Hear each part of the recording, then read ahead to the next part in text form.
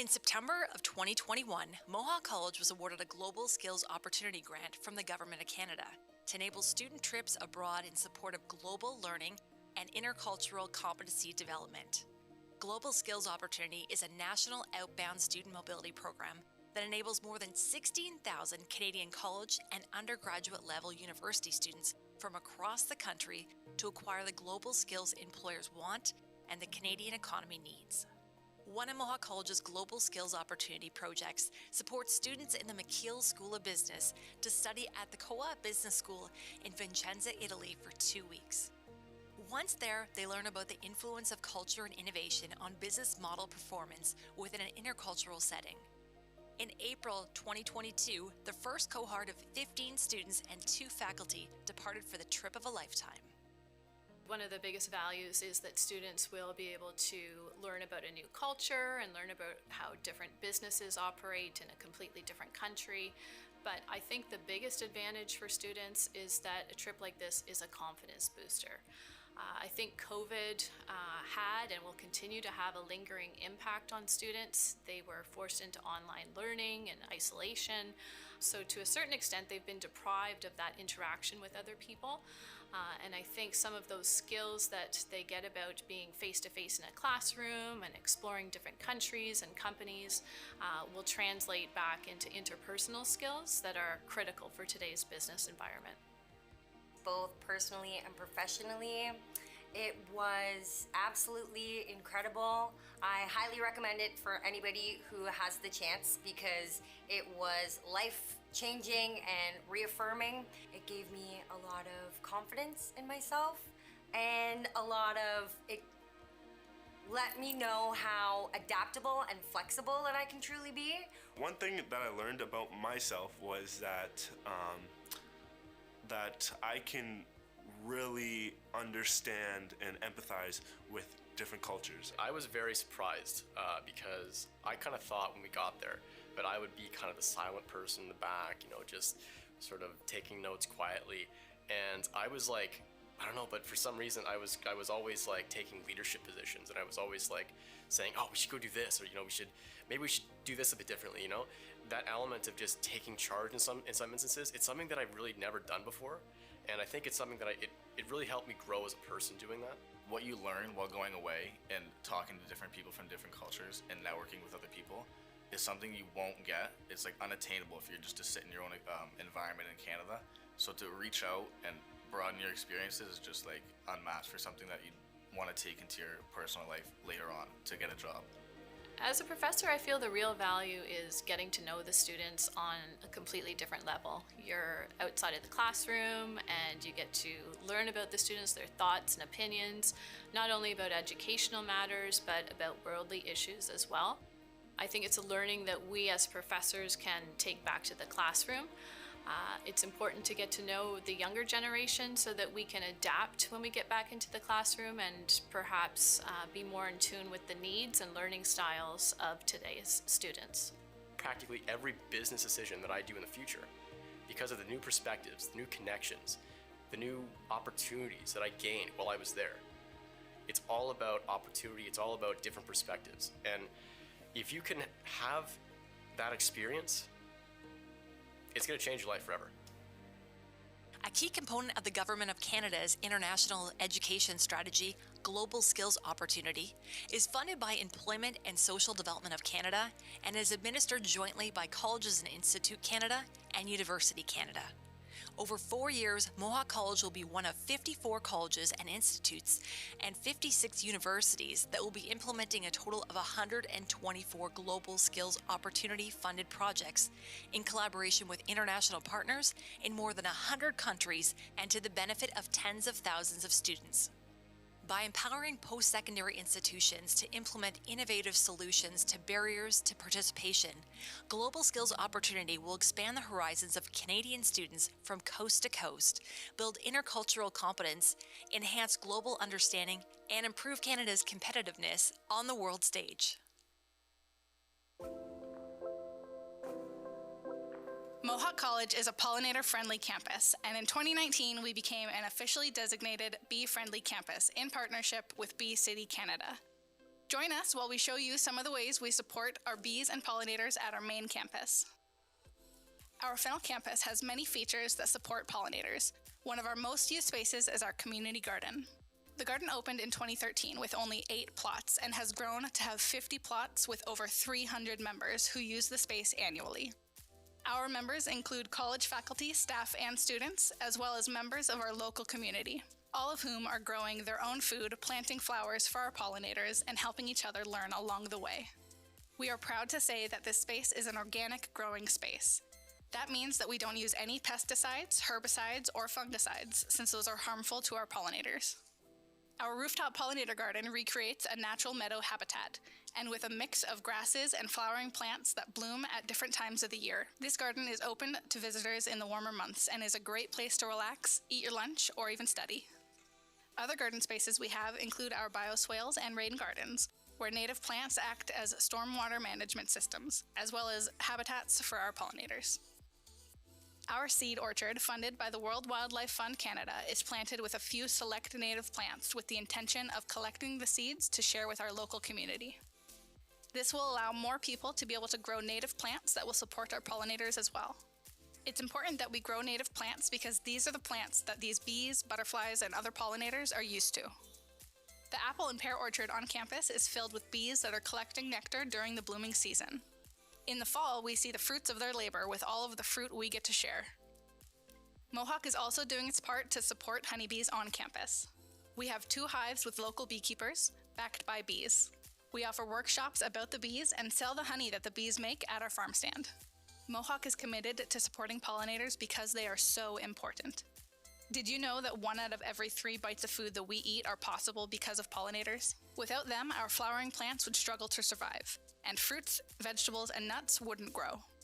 Thank you to everyone at Mohawk and in our community who continues to help our pollinators survive by participating in our programs, volunteering with us, enjoying and supporting the spaces.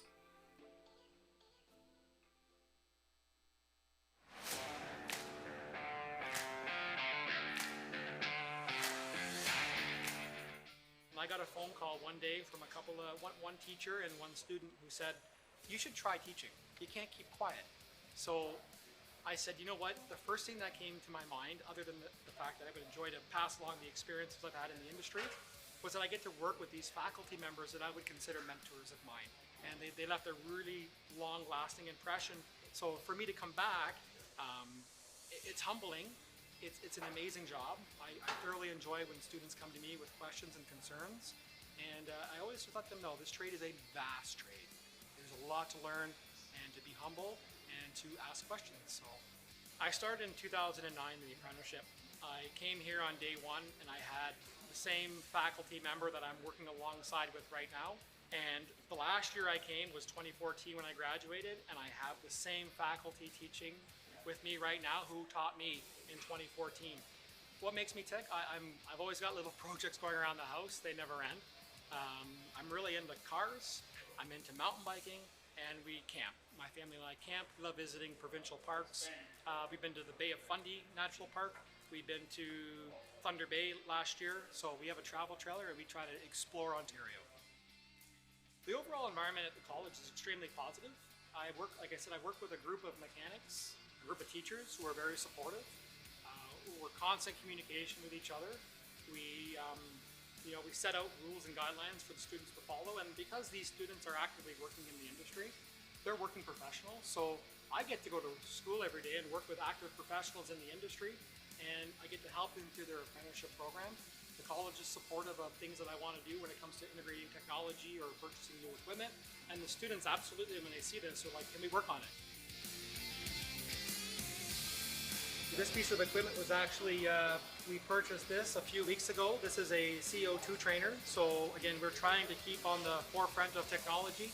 And part of that is that a lot of these older refrigerants are being phased out, and we're now moving towards natural refrigerants. So this is a CO2 trainer. Really looking forward to having this as part of the curriculum moving forward. There's no competition. Dan Collins has set the bar extremely high for beards, and I could only hope one day to accomplish what he's accomplished in the world of beard growth. So I'm working on it, Dan. I'm coming. So I'm working on it.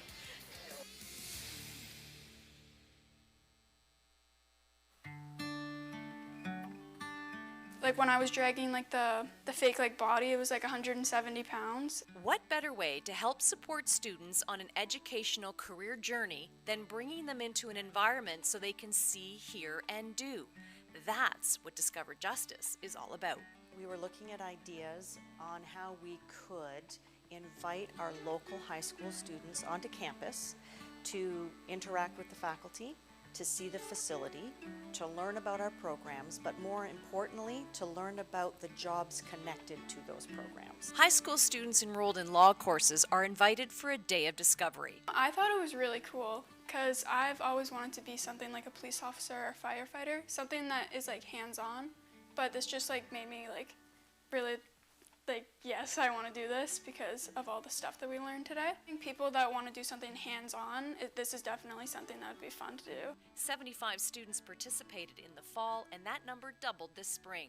Word's getting out, and the event has attracted repeat customers. I'm really impressed, and I'm happy to be back again. But just them seeing that hands-on, that interactiveness is what they need to see at this age. We're always behind a screen or answering questions, reading case studies. Well, you know what? This goes above and beyond. Just going through and talking and asking questions as well with all the police officers that they brought in was phenomenal experience for everybody, especially if they want to become a police officer or border patrol, security, whatever it may be. And I feel a few of my students are probably going to enroll because of this opportunity. Discover Justice opens doors to career opportunities students had no idea existed. Police Foundations and the Advanced Police Studies program, the name of the programs speak for themselves.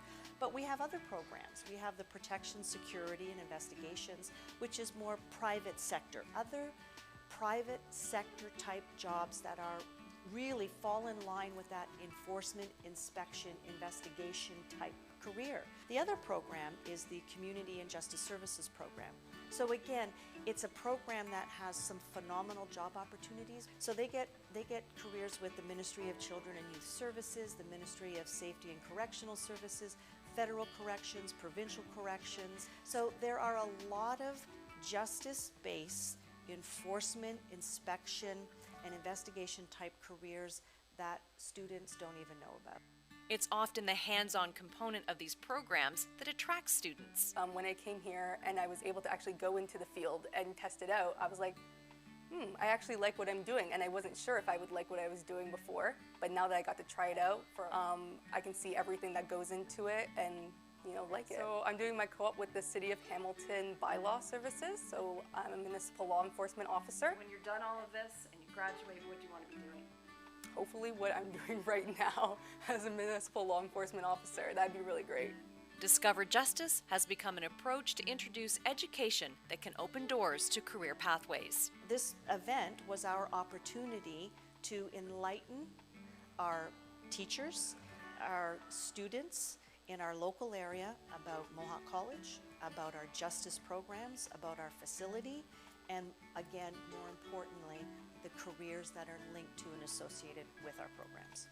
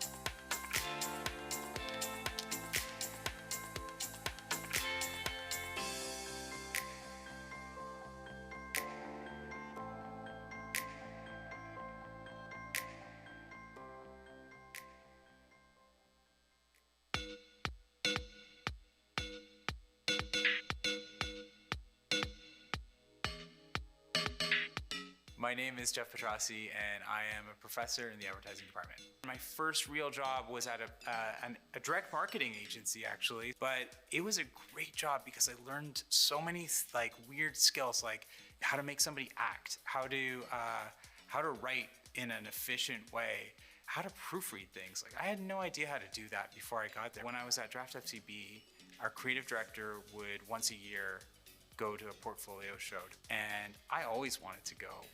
That was like my favorite way to spend an afternoon. Students started calling me and saying, hey, would you look at my portfolio? Like, what do you think of this? What do you think of that? And I tried to be really honest with students because I felt like a lot of people would just say, oh, this is really, really good, and then never see them again. Around that time, I started thinking about how I loved taking sort of this unpolished student portfolio and helping them get ready to go out and work. And I decided I wanted to do that more. So I have to say my favorite thing is the students, because some of the students could be lawyers, some of them could be stand-up comedians, some of them could be like visual artists. So you get this really weird mix in every single classroom, and I love that. My close second would be the buffalo chicken wrap at the student center. In our industry, you get raises and jobs based on awards. Agencies win clients based on awards. Awards show that you can be more interesting than other people or places. So I want the industry to see that Mohawk students can think in an interesting way, and awards prove that. That's like the only way that we can prove it beyond the portfolios themselves. When one student wins an award, it helps all of the other students in their class get exposure. It's like, oh, Mohawk, that's a great name. Yeah, I'll look at your portfolio, or yeah, I'll meet with you. It makes a really big difference when it comes to getting jobs. I think our students invest in doing super strategic ideas. The thinking that we do, I find is more sophisticated. The students have way more insightful thinking. They're really able to get to places that the consumer thinks that maybe they didn't even know that they thought. And then from there, drive at an idea, and let's not just accept the first idea. We always talk about how good is the enemy of great here. And with every contest we do, we have a lot of good, but how do we resist the urge to stop at good and to keep pushing until we have something that we're so excited about because we feel like it's truly great? So I have them go into a Google sheet and they brainstorm ideas, and I have them all open in different tabs, and I can go in and watch them brainstorm in real time. And I can say, this is working, this isn't working, what if you did this, what if you did that? And then I can switch to the next team and do that. Where I could never do that before, I can absolutely do it now. I can sort of play a role in their brainstorming. And there's a whole bunch of tools like that the digital learning enables, that I don't think we would have found out about if we weren't put in this position.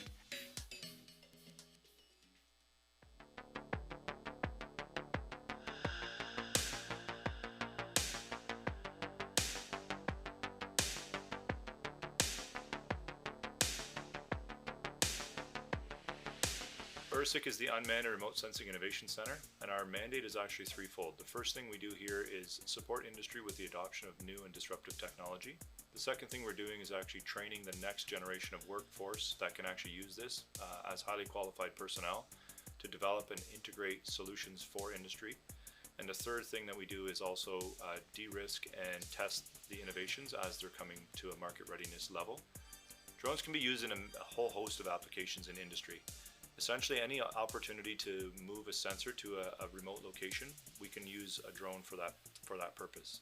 What it does is it allows us to de-risk the action and remove direct human interaction with what might be previously a hazardous environment. In addition to that, it allows us to access new perspectives on many different sites that might not be accessible previously through standard means. The trip to Manitoba was actually a really exciting opportunity for our team. We were approached by Innovative Solutions Canada to test one of their new innovations in the program. The innovation we were testing is a drone that carries an ultrasonic probe that can measure metal thickness and integrity of metal structures. And that was developed by a company called Skygauge Robotics here out of Hamilton.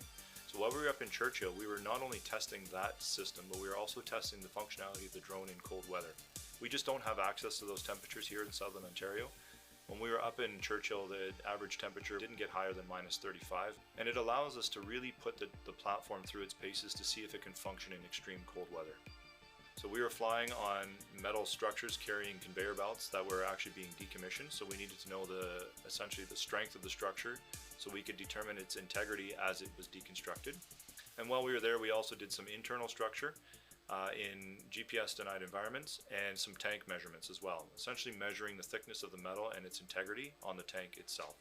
This is traditionally done by people on scaffolding, often requiring significant amounts of development to get that scaffolding erected and in place.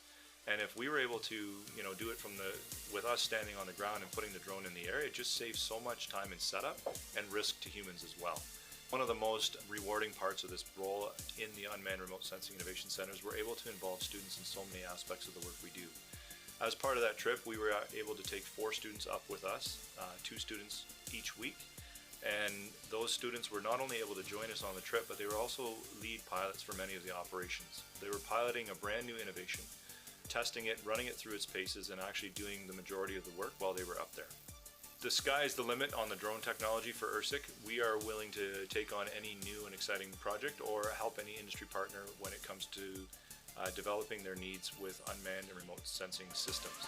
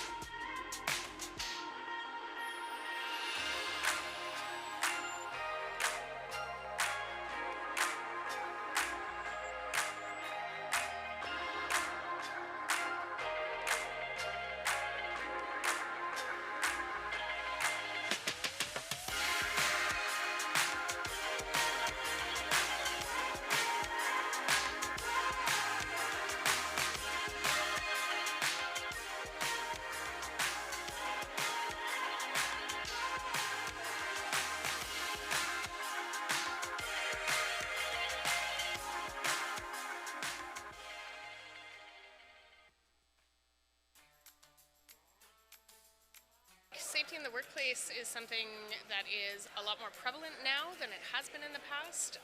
The advent of internet and people talking about safety in the workplace more often. Safety confidence was top of mind and drove the conversation at the Safe, Supported, Connected Symposium, held by Mohawk College's Women in Technology and Trades team, or WIT.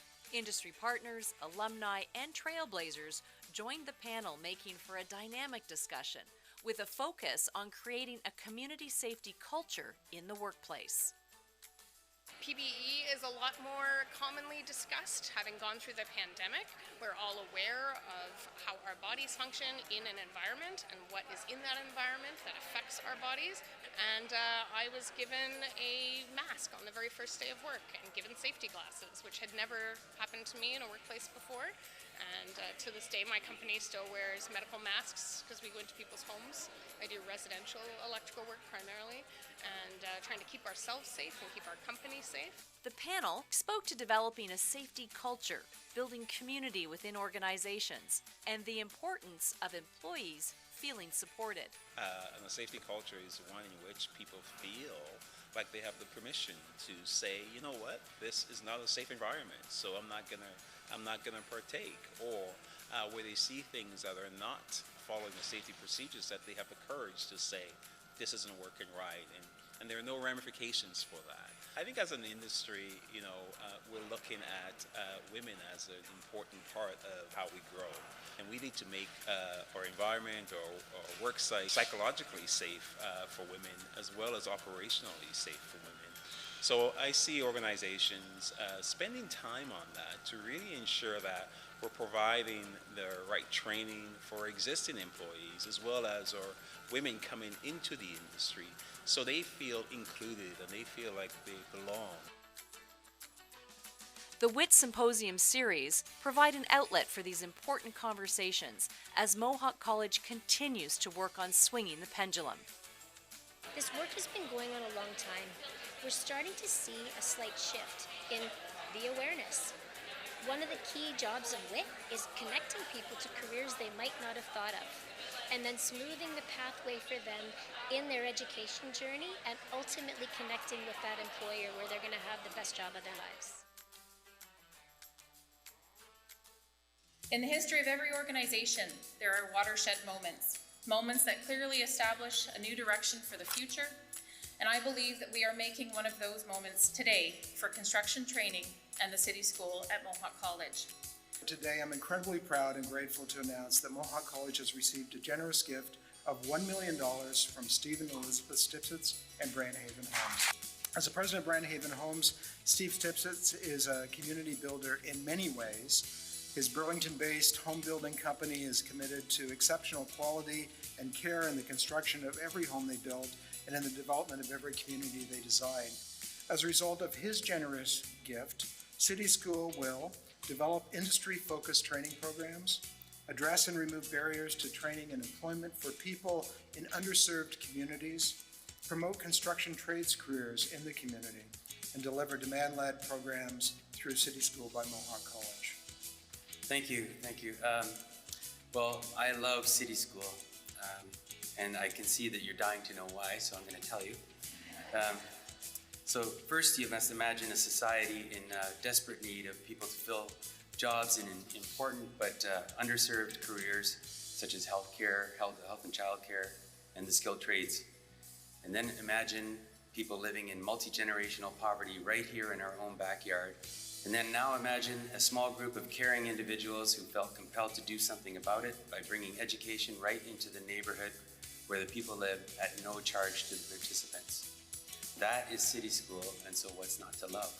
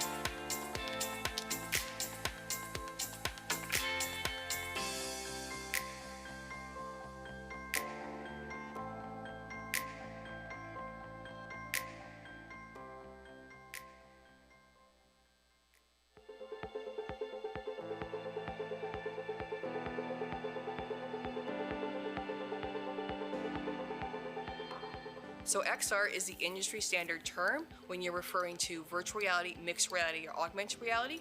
You can just refer to any of those as XR. So virtual reality is when a user is completely immersed in a 3D virtual environment via a virtual reality headset. Augmented reality, on the other hand, the user is still aware of their physical surroundings. They're augmenting the physical world with a digital object, usually through a phone, tablet, or augmented reality glasses. Now there's also something called mixed reality. That's when we see these two technologies blending together. An example of that is the MetaQuest 2 virtual reality headset has augmented reality capabilities, meaning that is mixed reality. So we are building our capacity in implementing XR technologies into many programs as we can. So for example, we have a power engineering virtual reality simulation that is a cold start boiler process. I bring virtual reality headsets to the Stony Creek campus and we run the power engineering students through this simulation. There are things that you can practice in the virtual reality that you can't do in real life. Students will be able to go through scenarios that are too complex for them to do in real life. Virtual reality presents the perfect medium where they can practice it in a safe and controllable environment. Virtual reality is a perfect way to develop soft skills. We recently applied for a grant from Meta and we were awarded the grant. This grant involves a virtual reality application called Body Swaps VR. With Body Swaps VR, the students will be able to practice their soft skills within the virtual reality environment.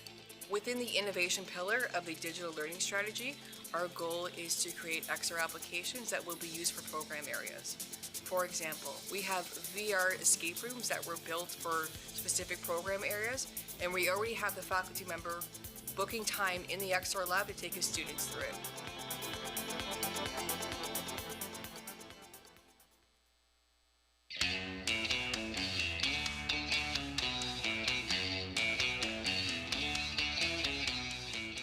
I taught a grade 7 and 8 class last year. I had the opportunity with elementary engagement to go in, and I had 3 points of contact with students where I got to promote trades before they got to high school.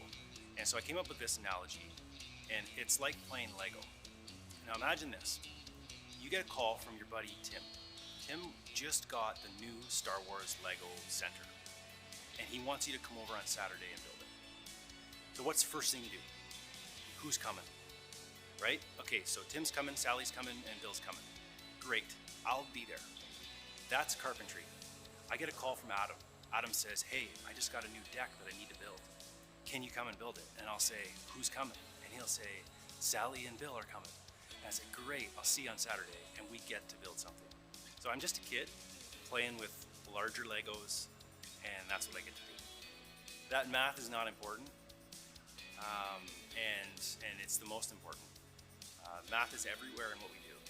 Now, having said that, it's not hard math.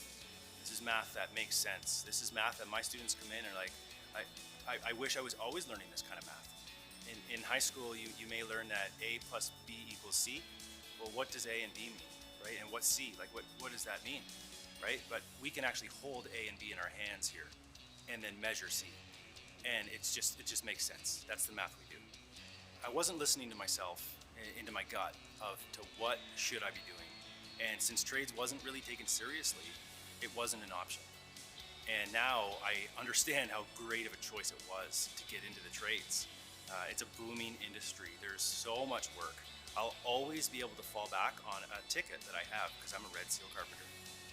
I know carpenters that they've known before they leave the womb they're going to be carpenters, right? And that's not my story. I was encouraged to go to university. That was the path set out for me. In high school, I took all university targeted courses. I took one shop class. I can remember being in that shop class, and there was a finishing room. I was building like a TV cabinet, and I'd close the door to the finishing room, and just like the world would just like shut off. After high school, it's kind of funny. The phone rang, and it was someone asking for my brother. And what do you want? And they said, there's a job in framing. And I said, yeah, I'll take it. And so I started framing. After a week, I'd look back and be like, whoa, like we built those walls. Or that floor is because we were here. And a month, look at that house now stands because of our crew. And then years go by, and now I can go into neighborhoods, and it's so rewarding. And that's when I identified, back to the one high school shop class I took, where when you get into your work and the world just shuts off, that's what I experience now. And I see the product of what I can make, and it's so rewarding. And so that's when I got hooked. Industry trained, but I went through the apprenticeship program. So I came here to Mohawk, and I did my apprenticeship through this schooling. So this is a bit of a home to me for where my career started. Every tradesperson is a teacher at heart. If I could summarize every trade in 3 words, we do 3 things. We learn, we earn, and we return. And it's not that you learn first, then you earn, right? This all happens at the same time. All 3 of these words are all going on at once. You learn, you earn, and then you return the knowledge that you gain from someone else to somebody that is still coming up in the industry. That became the next best thing of my job. I love building, I love seeing the progress, but more so than that, I love seeing the progress of people I've taught.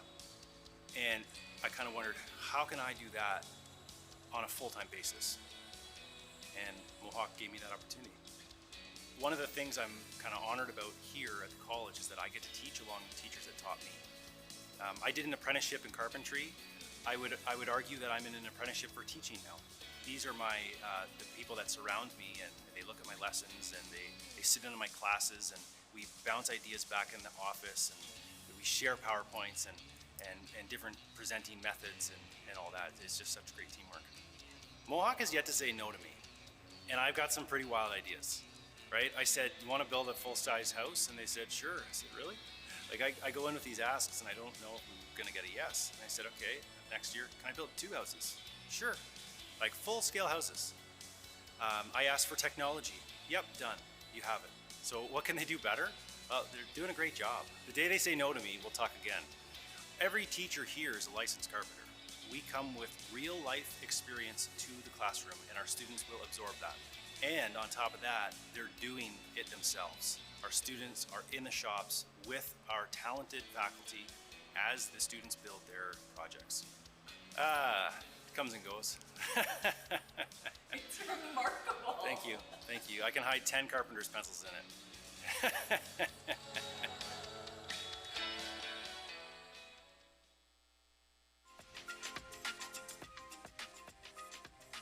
Is it a bird? A plane? No, it's another Mohawk College drone. It's a really cool experience. I don't think many other programs give you that. A new testing site in partnership with the City of Hamilton will take students' hands-on experiences to a new height. This gives them an area to conduct their flight operations and their flight training prior to their certification on drone as a drone pilot in an area that is, again, away from general public, so it's safe and secure, and it's in uncontrolled airspace, so they can get out and practice their flying skills. Because of the collaboration we have with both the City of Hamilton, Transport Canada, and various innovators, this also gives them that opportunity to work one-on-one with small to medium-sized enterprises who are working on a product as it's going through that validation stage. So it gives our students that very valuable time to work as they're going through their academic career, so they can potentially end up with a job post-graduation. Drones are a rapidly expanding technology, and most of the forecasts Transport Canada is seeing predict a 30 to 50% growth rate. So partnerships to grow career paths in this field will build on the sector's success. Our partnership with the college is really driven mostly by expertise. One of the reasons we're especially happy to work with the college is because the close proximity and good working relationships that there is with the student body. One of the things that's special about drones is that the barriers to entry are low and it's actually quite accessible. And so for us, it's a real pleasure to be working with Mohawk College because we can see students graduate from the programs and turn into operators that we work with in the ecosystem. As a student, it's amazing because we get to come out and meet City of Hamilton and Skygauge and work with the industry partners in some of the job fields that we'd be seeing or get experience to work in from our program. Drones is something that's amazing, especially at Mohawk, because to use the drones in the program. With our building construction science, we were able to go out and do surveying with the drones, seeing how they're used in our field. Proper training and applications in various work environments and situations in this growing field sets Mohawk apart and strengthens partnerships. The reason why this site is so unique across the country is because we have that spirit of collaboration here with the city, and the city understands the importance of a site like this for the growth of both the technical sector as well as the academic development of students within our college. We've been able to actually expedite that training and development and integration all in one space. So our students are given an opportunity to work directly with an industry partner in an environment where collaboration is encouraged and engaged in. Local Hamilton drone company Skygauge is an example of how industry and education collaborate. Most difficult parts of a business like this is finding willing test partners who can give you something like a boat like this to, go inspect and go try to test. Even while it's still in development or in early development or with early customers, serving as that early adopter. And I think that the vision that Richard and I kind of crafted, we have the technology, they have the training and education and pilots that they can give us. It kind of naturally goes together, so it's a great story.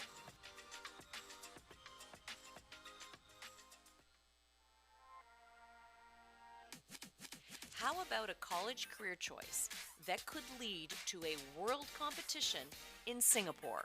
That is precisely what can happen for the top skilled trade students, demonstrating they are the best in their field at the Skills Ontario competition recently held in Toronto. All these skills I've learned over the past 18 months, I can pull them together and, hopefully do well at this competition and keep going with my career or take a jump start towards my career. Skills Ontario looks for ways to champion and stimulate world-class technology development and employability skills in Ontario youth. And the skilled trades are roads worth traveling. You cannot look around anywhere without knowing that a skilled trades person touched that space. I would love for people to see skilled trades as an opportunity to explore multiple areas. You could start on the tools in the trade, but you can also end up in management, or you can have the opportunity to run your own business. The options and opportunities are absolutely endless as soon as you have that ticket that says, hey, I did it.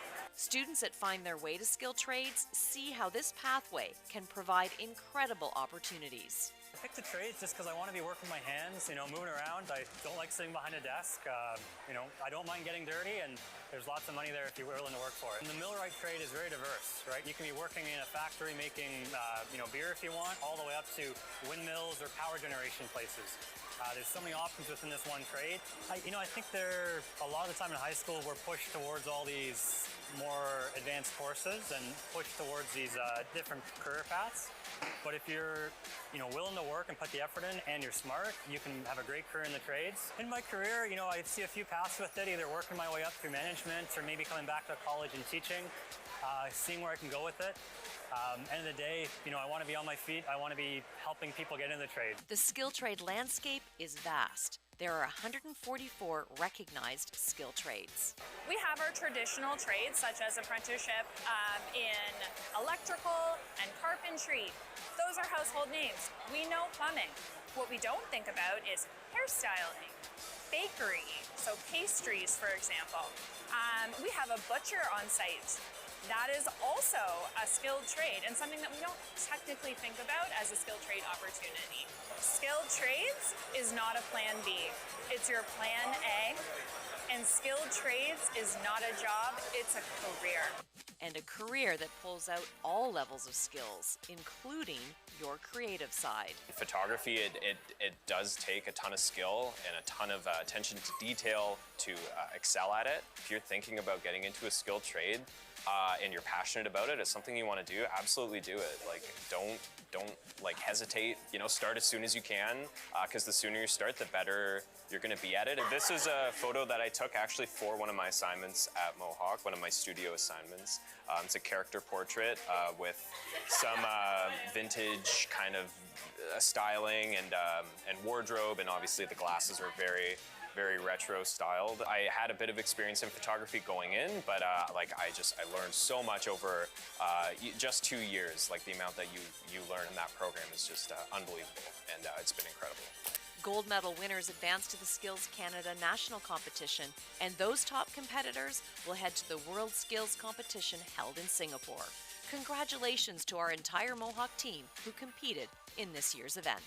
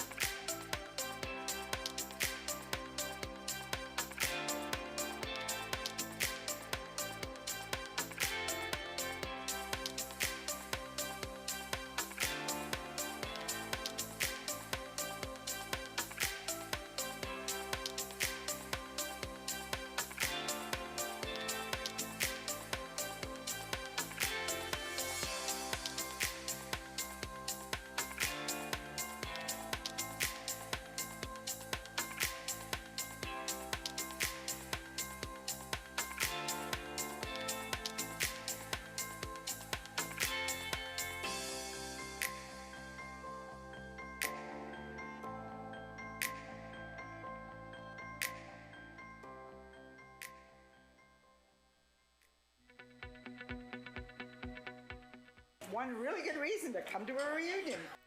Debbie and Bill Clem met back in 1973 while attending Mohawk College. They were friends, but went down different paths after graduation. If it wasn't for Debbie, I wouldn't have passed my Fortran courses because she ran the data processing computers room here in the evenings, I guess. She got me through that course, which helped a lot. We met at the pub, actually. The Thursday night pub is where we met. And after graduation, we both went our separate ways and took a chance on coming here for the 25th reunion. We met in the foyer as we were signing in, and as they say, the rest is history. Married for 20 years now, Debbie and Bill came back as Golden Grads to the 50-year celebration supported by our alumni team at Mohawk College. It was a lot of fun, and I was able to get work in that field right away, and it lasted me for many years. I had a great time at Mohawk. Please take advantage of the opportunities to come back. It's a great school, just unbelievable experience. And that seemed to be the sentiment of the almost 70 grads who attended the celebration. It was an opportunity to reminisce about the romance found and the friendships made. Oh, I have some great memories. Foggy memories. And some are foggy from the suds at the time. That was all part of the campus, fun. Richard Palmer traveled from British Columbia to connect with old friends, and he finally put his name on the cellar wall, next to classmate and longtime friend Don Price. No, we had a good time here. It's all the programs we had and model building, and we really enjoyed the whole thing as a package. You can't really just take one thing out of it. The whole thing was nice. Well, it's interesting how you meet people and connect with various people. Our class connected quite well, and Don and I hit it off. I thoroughly enjoyed the aspect of meeting new people more than anything. But learning what's become a lifetime profession, it gave me a good grounding to get going in the industry, of which I'm still in. Yeah, you have a common bond, to people that do graduate from here, And proud to have been here. The class of 1973 had a chance to connect, tell stories, and who knows, maybe find a soulmate.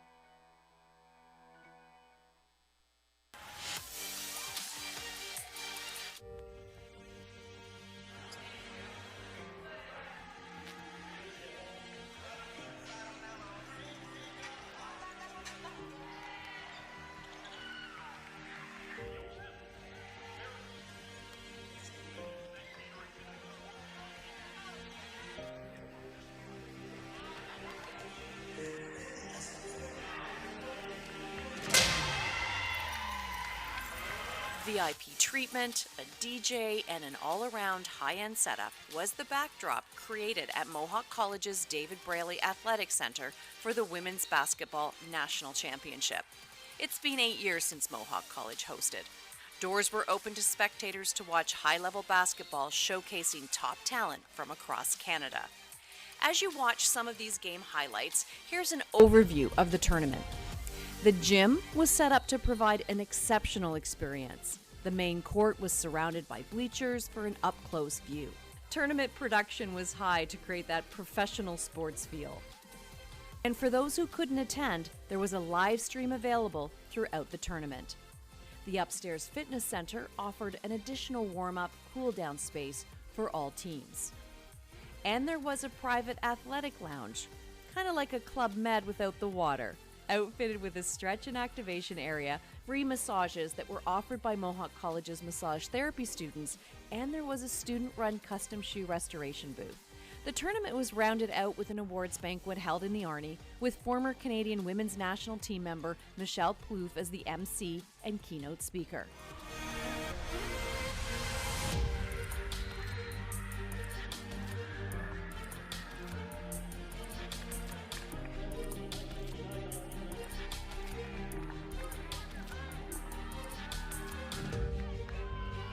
And although our Mountaineers were 8th in the final standings, the tournament was a success. Congratulations to all the teams who participated. For the Mohawk College's athletic team, it was a slam dunk.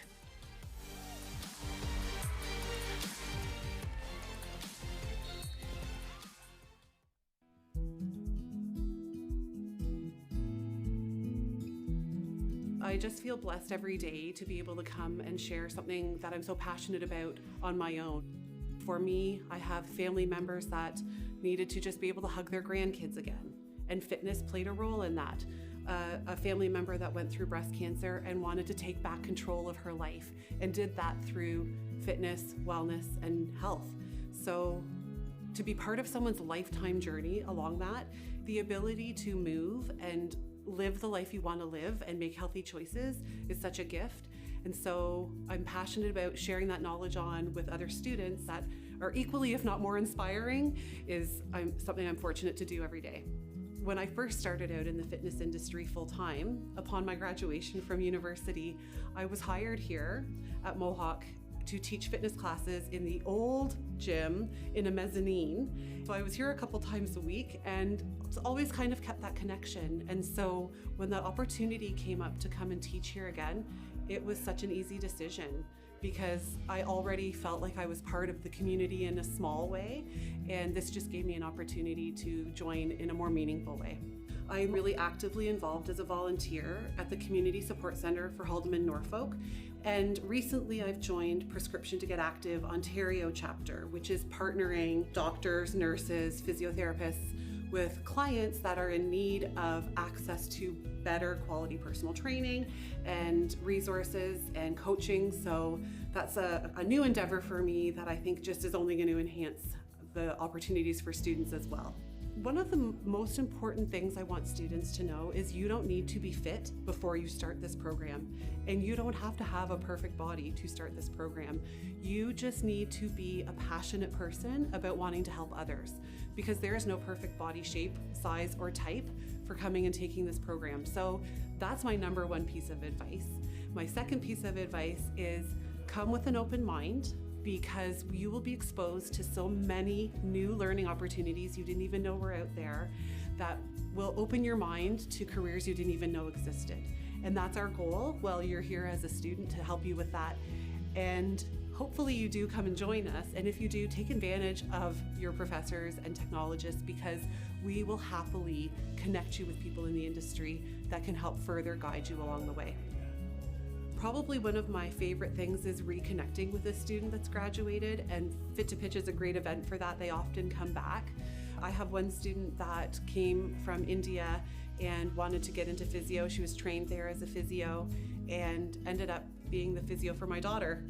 So that was really kind of a neat moment when I walked in and realized that's who it was, and fully trusted her with my daughter to go through some of those treatments with her. I love walking down the streets, walking through the mall, and just reconnecting with students and finding out what they're doing, because it's such a diverse range of careers they've ended up in.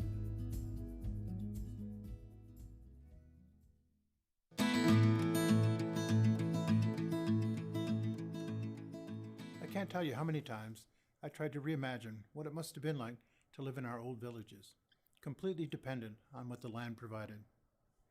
I tried to imagine what it must have been like when everyone in our community spoke the same language, believed in the same things, and worked together every day for the sake of the coming generations. It sounds like utopia. I tried to imagine what it must have been like when the Dutch ship anchored alongside the Mohawk canoe and the men from both vessels hammered out an agreement about how they can coexist peacefully and fruitfully. That sounds like heaven. I racked my brain trying to imagine what it must have been like to finally realize that our trusted ally was untrustworthy. What did such betrayal feel like? How could you keep faith with the treaties? What do you do when the covenant chain becomes covered with rust?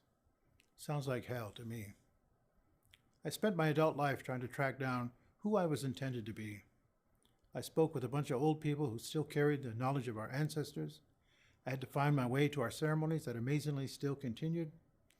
I had to sit through endless hours in the council house listening to our chiefs and our clan mothers as they tried to plot a way forward. But I also got to witness the birth of my daughter in the home of her great-grandmother, and made sure that the first words that she heard after catching her first breath were the same words that her great-grandmother spoke, Mohawk words of welcome. We should all have been welcomed into this world in that way. What do you know, and what do you need to know to become an Indigenous ally? Today we can embark on our own journey of self-discovery through the ideas, beliefs, and interactions regarding Indigenous people. What it means to be us, to be in relationship with each other, and what the future can hold to fill the gaps in our understanding. We can begin to build relationships based upon principles of honesty, respect, and trust. It is a great gift of time that we've been given in order to explore these ideas. And that sounds like hope to me.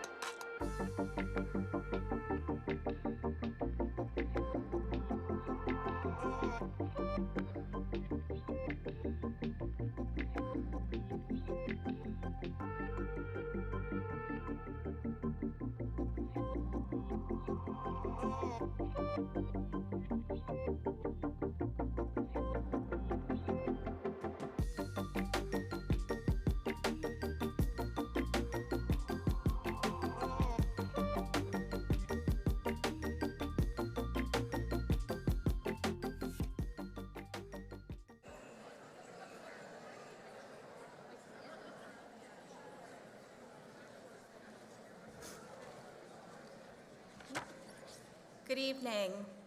Ani, Scano, and greetings everyone. My name is Amanda Aitchison, and I'm a member of the Indigenous Student Services team here at Mohawk College.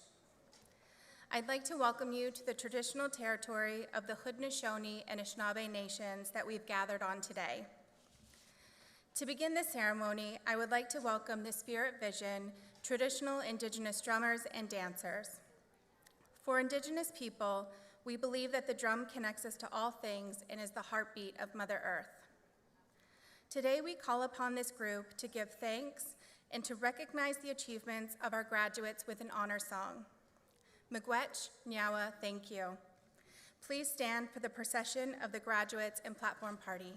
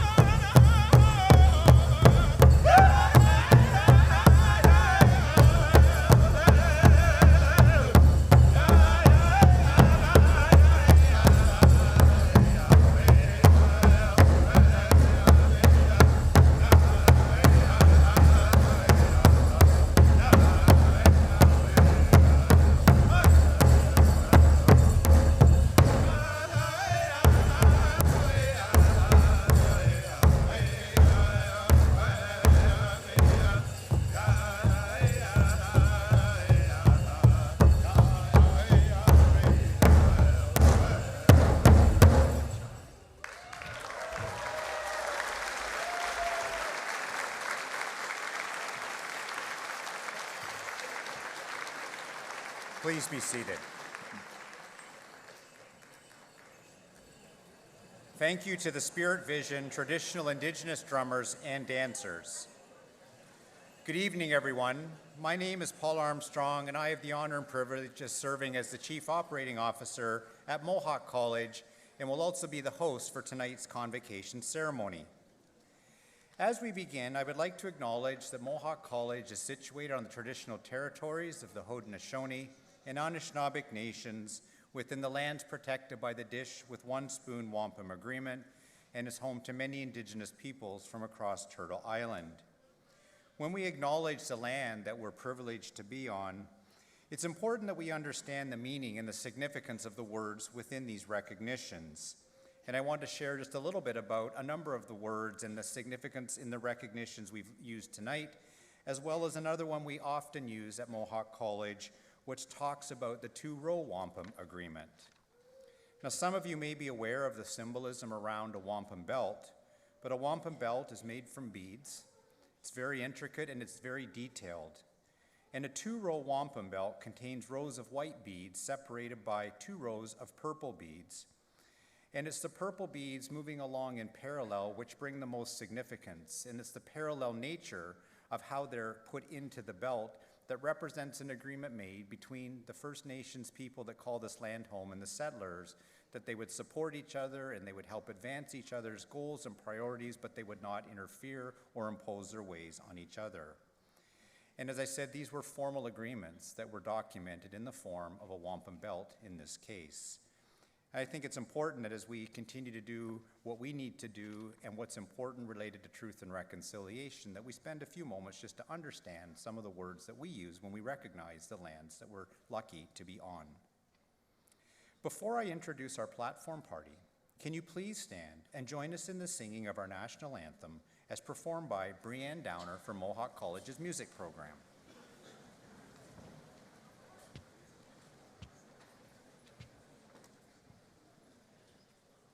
Oh, Canada,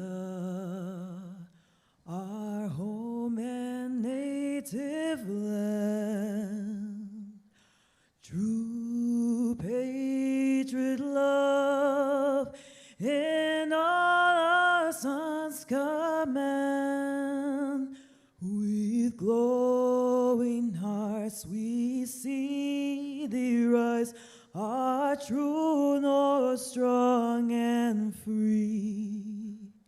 From far and wide, oh Canada, we stand on guard for thee. God keep our lands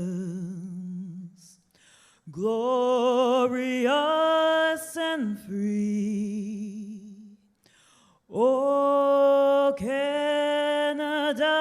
we stand on guard for thee. Oh, Canada, we stand on guard for thee. Thank you, Brianne, and please be seated. Convocation is a special celebration for all in attendance. We ask that you please stay at your seat until the entire ceremony is complete.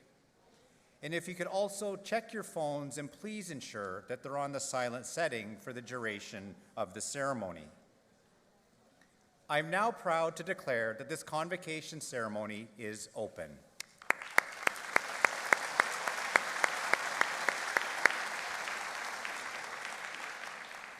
Convocation is a time to celebrate the hard work and dedication that brought you to this moment and to look forward to the many opportunities that lie ahead for you, a future-ready Mohawk College graduate. Convocation also provides us with the perfect moment to thank your family and friends who supported you through this important stage of your life journey. And it is a time to thank those from the Mohawk community who helped you realize and achieve your goals. And to start that recognition, I would like to ask that the faculty please stand to be recognized and remain standing.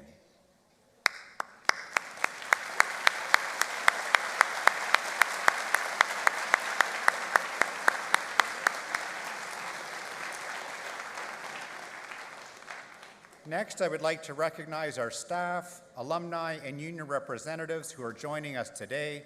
Please stand to be recognized.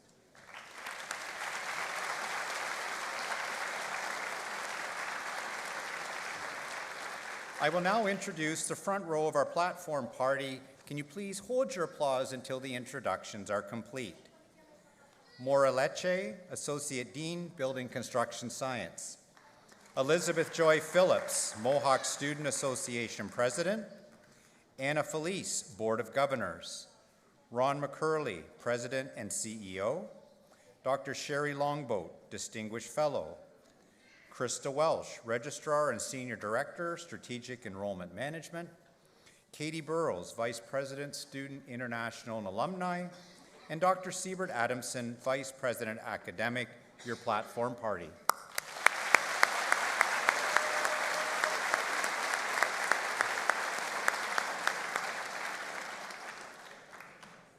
I'm now pleased to introduce Lynn Mattis, Alumni Coordinator, to come forward and welcome our new graduates as alumni members.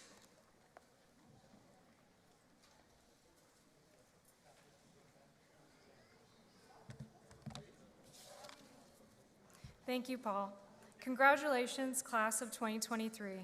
Good evening. My name is Lynn Mattis, and I am an Alumni Coordinator here at Mohawk College. You have worked hard to reach this moment today, and I am truly honored to officially welcome you to the alumni family. Although your studies are complete, your connection to the college is lifelong. If you have not already, I encourage you to take advantage of the many services and supports available through the Mohawk College Alumni Association, which serves as your direct link to a strong network of over 165,000 Mohawk graduates. Connect with and learn from fellow alumni working in your field. Enhance your career development through workshops and one-on-one career support. Attend social events or learn something new by participating in a personal development workshop. Volunteer your time as a committee member or classroom guest speaker. Access exclusive alumni discounts and savings through your Mohawk Perks app. There are so many ways to benefit and stay connected. As a graduate, you are a valuable member of the Mohawk College community. With a solid education in hand, you will use your knowledge and skills to make a difference in your chosen fields and in the wider community. And we will be rooting for your success every step of the way. As you cross the stage today, I will present you with your alumni pin, and I hope you will wear it with pride. On behalf of the Alumni Association, congratulations once again. We are so proud of all that you have achieved and look forward to continuing to support you throughout your career and life. Thank you.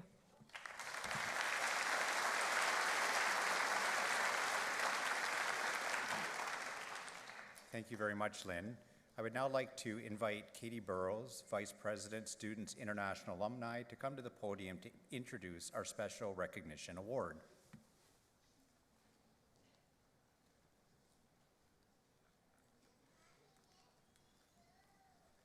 Well, good evening, everybody. Thank you, Paul. President McCurley, it is my privilege to present you with a candidate for an award of distinction. In particular, I am recommending a candidate be awarded as Distinguished Fellow, Adjunct Professor of Mohawk College. This honor is proposed in recognition of community leadership. I am pleased to introduce Dr. Sherry Longboat to be recognized at today's convocation as a Distinguished Fellow, Adjunct Professor. Dr. Sherry Longboat is a Haudenosaunee Mohawk and band member from 6 Nations of the Grand River. She currently serves as Associate Professor of Rural Planning and Development at the University of Guelph. As a first-generation post-secondary graduate, Dr. Longboat is well aware of all the challenges and opportunities students face in achieving their educational goals and career aspirations. Her passion for education, commitment to student success, and significant experience in educational programming and services, particularly those that support Indigenous learners in their communities, were a tremendous asset to the board of the Mohawk that she served as a member from 2015 to 2022. In her time on the board and through her service on the college's Indigenous Education Council, Dr. Longboat was fully engaged in advancing the strategic goals of the college.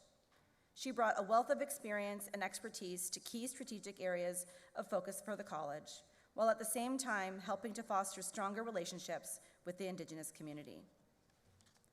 Dr. Longboat holds a Doctor of Philosophy in Geography, Resource and Environmental Management from Wilfrid Laurier University, a Bachelor of Education in Geography and General Science from Brock University, a Master of Arts in Geography, Coastal Geomorphology from Wilfrid Laurier University, and a Bachelor of Environmental Studies honors in Environment and Resource Studies and Geography from the University of Waterloo. That's a lot. President McCurley, given Dr. Longboat's accomplishments, wisdom, and dedication to Mohawk College's community, I recommend that the Board of Governors bestows upon Dr. Sherry Longboat the Award of Distinguished Fellow, Adjunct Professor, Mohawk College, with all the honors, privileges, and responsibilities pertaining thereto. Dr. Longboat and President McCurley, will you please join me now to acknowledge this honor by virtue of hooding?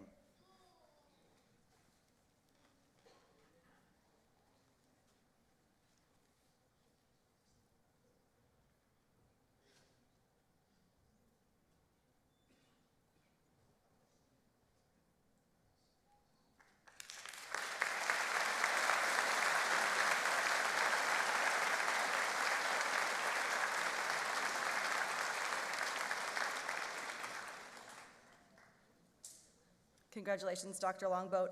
I now invite you to address Convocation as its honorary speaker.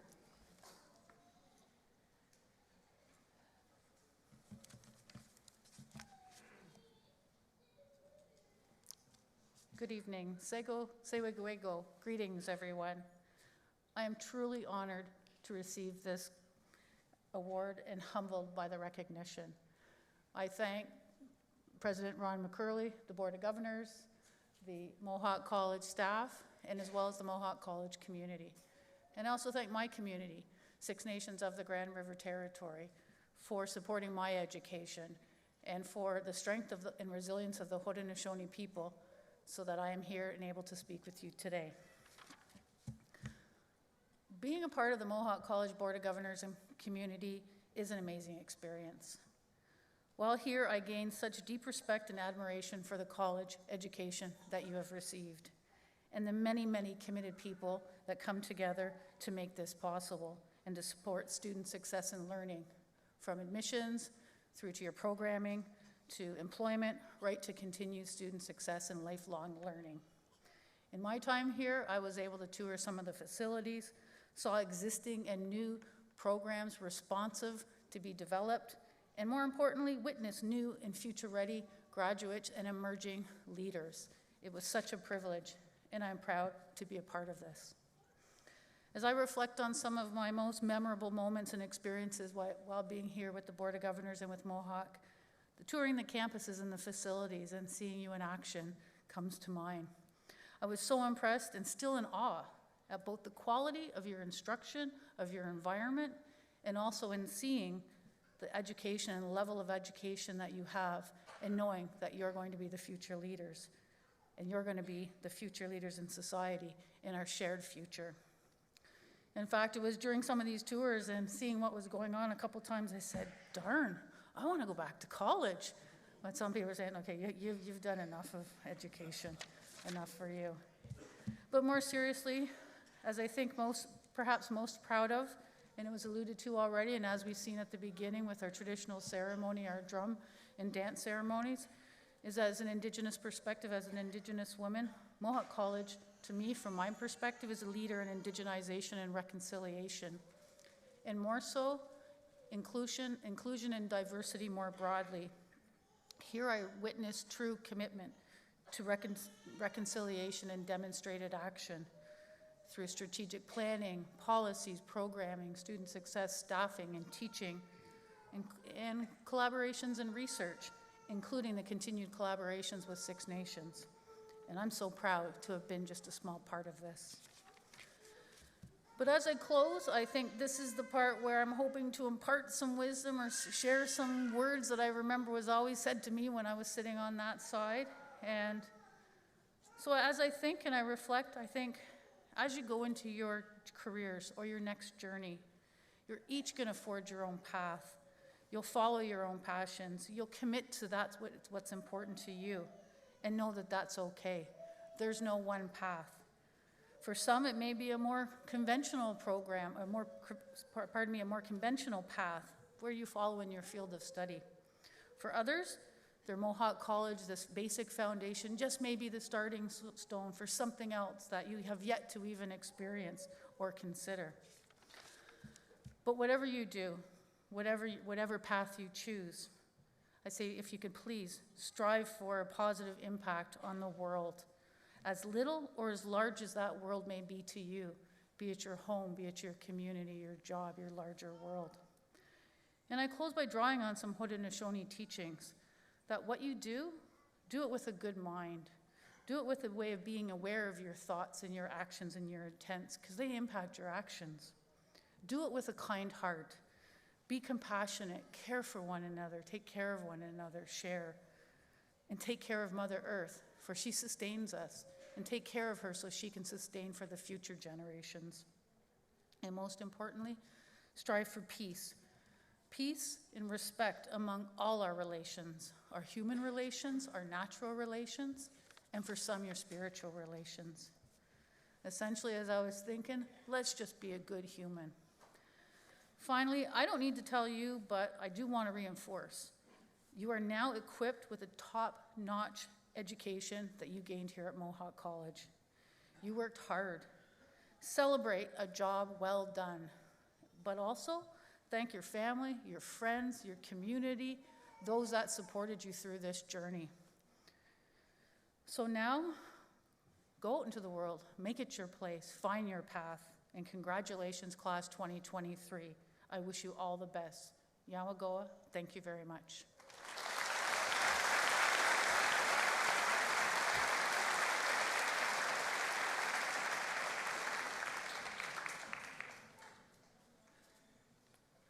Congratulations again, Dr. Longboat. Thank you for those very thoughtful and inspiring words, and your commitment, dedication, and leadership at Mohawk College will have a positive impact and create a positive legacy for us for many, many years to come. So thank you. I would now like to introduce Elizabeth Joy Phillips, President of the Mohawk Students Association, who will bring greetings to the graduates.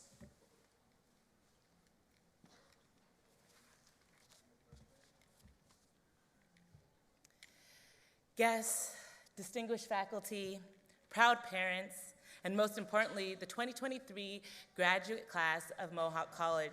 It's my absolute honor to stand before you today and address you on this very momentous occasion. On behalf of the Mohawk Student Association, congratulations on successfully completing this chapter in the story of your life. As we gather together today, we reflect upon the different paths that brought us to this very moment. Some of you embarked on this journey right after high school, eager to gain the necessary skills and knowledge in order to navigate the working world. Others joined us after gaining valuable work and life experience, seeking to refine these skills and carve a new path for a new career. Some of us traveled great distances to come here today, leaving the comforts and the familiarities of home to experience Canada and all that Mohawk College has to offer. Regardless of the road that you traveled, each of you have demonstrated dedication and commitment. The difference in our experience, though, lies in the perspectives in which we bring. We are filled with curiosity. We come to college to acquire the tools that will shape our future. It's an opportunity to lay strong foundations and to learn how to weather the storms, how to carve out our own path. It's about harnessing the existing skills and refining them further so that we can prepare for the changes and challenges that align with our aspirations. Regardless of our background, the journey that we completed was not without its challenges. We endured a pandemic, a time that reshaped the very landscape of education. The sudden shift to virtual learning forced us to adapt and discover new ways of acquiring knowledge. You've shown remarkable resilience in navigating the various virtual platforms and technologies, all the while yearning for the engagement and connection that being physically present in the classroom can bring. But like diamonds, you were forged under pressure and emerged stronger and more versatile and more prepared for the road ahead. Today, as you stand on the precipice of your future, take a moment to reflect on the steps that you have taken to reach this milestone. This chapter of your life within the vast tapestry of your college experience is now complete. You've now grown intellectually, emotionally, and personally. Cherish these memories, the late night study sessions, the friendships forged, and the transformative experiences that have shaped you. As you visualize your future, remember that this is not the end, but a new beginning. You now possess the clarity and the understanding to build the next steps to your future career and life path. Embrace the possibilities that lie ahead. Believe in yourself and in your abilities. The world needs you and your unique talents, your perspectives, as well as your contributions. Cherish the connections that you've made here and continue to foster new ones. And remember that the pursuit of knowledge, personal growth, and self-development and discovery is a lifelong endeavor. Take every opportunity to adapt and evolve, but also learn. But finally, as you step into the world, you know that you carry the hopes and dreams of those who have supported you along the way.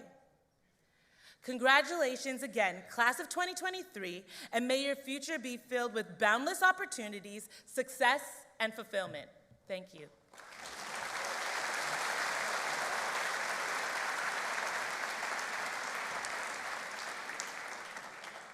Thank you, Elizabeth Joy. You and the Mohawk Students Association are tremendous supporters and advocates for all of our students.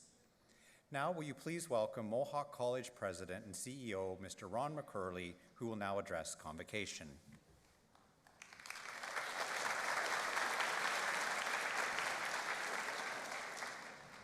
Well, thank you, Paul. Good evening, everyone. Let me start by offering a very warm welcome to all the family and friends who are gathered here this evening to support our students, whether you're here in the theater or you're watching on the live stream. Thank you for being a part of this very special milestone and this active celebration for our grads. And graduates, as your college president, I want to congratulate you on this special achievement. I'm so very proud of you. The people who have joined me on stage this evening are proud of you as well, as are your family and friends, some of whom are here with you today, as well as hundreds of other college faculty, staff, and employees who have played a role in your college experience. We are all proud of you, and perhaps together we can join to say congratulations one more time.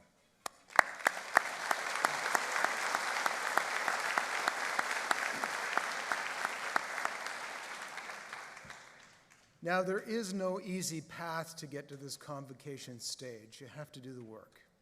You've accomplished something special and something even life-changing. And we're grateful that you chose to pursue your college education with us here at Mohawk. You persevered, you completed this program, and you're now able to move on to the next stage of your life with a Mohawk College credential in hand. But before you leave here, I'd like to offer you a word or two to carry with you as you move to the next chapter of your lives. Whether you came to Mohawk College from a few minutes away, maybe a neighborhood in Hamilton or Grimsby or Burlington, or maybe you came from a few hours away, maybe from London or Peterborough or Sudbury, or perhaps you came from half a world away, from India or Nigeria or Colombia. Each of you came with your own unique story. Each of you is on a very unique journey, and each of you holds a unique dream in your heart. Wherever you came from, however you found your way here, you came to Mohawk College with a goal in mind. You came to pursue a college education on the way to a meaningful and promising career. When you enrolled at the college, you had a reason for being here. No matter where you came from, no matter what challenges you faced or which pathway you took, while you were pursuing your education, you had a purpose. You learned with purpose. And my advice to you today, before you chase the exciting future that is ahead of you, is to remember to live your life with purpose. During college, you had a schedule to follow, you had classes to attend, you had assignments to complete. You knew what you had to do to succeed, and you did it. The goal of finishing your program was broken down into smaller goals: submitting a project, handing in an assignment, finishing a work placement. Every step was aligned to your goal of graduating from your program, and you succeeded. You see, while you were learning your lessons, preparing your assignments, and passing your exams, you were learning some other important life lessons as well. You were figuring out how to pursue a dream, how to honor a commitment, and how to turn your ideas into action. You moved with purpose towards your goal. Now, with the benefit of a college education, some new life lessons, and a network of classmates, you are well equipped to chase your dreams. But before you decide what you want to do in life, be sure to take some time to figure out who you want to be in life, and therefore what you will stand for. What's the purpose of your life? What's really important to you? What would allow you to start every day full of energy and a sense of direction? You know, my father used to say to me when I was young, he would say, "Ron," he said, "do what you love and you will never work a day in your life." Oprah Winfrey said it slightly differently. She said, "Follow your passion and it will lead you to your purpose." I think they're both right. Identify what it is that will provide you with satisfaction and fulfillment as you spend your time and you spend your energy and you spend your skills. Find your passion and follow it. Set your goals and move with purpose towards them. And passion will provide some of the fuel for your journey. If you don't have a goal, how will you know when you achieve it? If you don't know where you want to go, how will you know what direction to head? If you aren't passionate about what you're doing, how will you ever stay motivated? I want to quote Dr. Seuss, who I'm pretty sure was never a real doctor, but he said, "With your head full of brains and your shoes full of feet, you're too smart to go down any not-so-good street." So find your purpose. Set your goals. Think about what you want to be. And then think about what you're going to need to do to achieve all of that. Now, your goals could be professional, they could be personal, they could be social. They could focus on career building or community building or relationship building. And more than likely, your goals will include a combination of all those things. There are so many dimensions to our lives, and our goals should and can reflect those. Once you've established some goals, identify what has to happen to allow you to succeed. Break it down into smaller steps or tasks that move you in the right direction. It sounds familiar, doesn't it? You got to graduation, one class, one project, one examination at a time. And by doing this, you moved with purpose toward this day. And I'd encourage you to take that same approach to life. There is no easy path to accomplishment, no easy path to success, no easy path to lifelong happiness. But as someone with lots of years of work and life experience and a good number of goals already achieved, I found a few ways to make it seem easier. The most important of these boils down to this: that life's journey was not meant to be traveled alone. There's a saying that I heard a couple decades ago now on a visit to Malawi in Africa, and it goes like this: if you want to go fast, go alone. But if you want to go far, go together. Find good people to join you on your journey. People who share your purpose, your values, and if you're lucky, your passion. Find a mentor to help guide you. Ask questions. Seek advice. Keep learning. Make time in your life for those people who support you unconditionally. Your family, friends, loved ones, those that helped you to get to where you are today. In Mohawk College and throughout my career, some of the most rewarding and meaningful achievements that I have experienced involve working with passionate and purpose-driven people. So find people who share your purpose and who are driven by a similar passion. Keep them involved in your life. Share the journey with them. They'll help keep you motivated and on track as life's distractions try to pull you in different directions. And we are stronger together than we could possibly be on our own in life, in work, in our communities. As you move forward, I encourage you to remember the words of Nelson Mandela. He said, "Education is the most powerful weapon that you can use to change the world." Your education at Mohawk College has prepared you to pursue your dreams. It's given you the power to make a positive impact. It's given you the ability to change your world. While you live with purpose, moving forward, continue learning with purpose too. Lifelong learning is critical. The world is changing too fast. Please remember that you are always welcome back here. This is your college, and it's your community, and supporting you is our main purpose. And it's a privilege to do so. Graduates, we are truly proud of your accomplishments. And we are proud that we could support you on your journey to Convocation today. We're impressed with what you've done, and we can't wait to see what you will accomplish as you live your life with purpose and passion. To the Mohawk College graduating class of 2023, congratulations and Godspeed.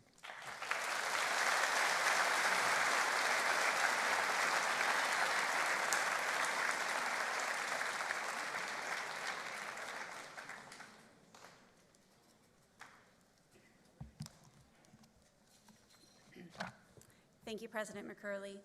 My name is Krista Welsh, and as Registrar, it is my privilege to introduce the most important part of this ceremony. Graduates, it is now time for you to cross the stage and be admitted to the alumni of Mohawk College.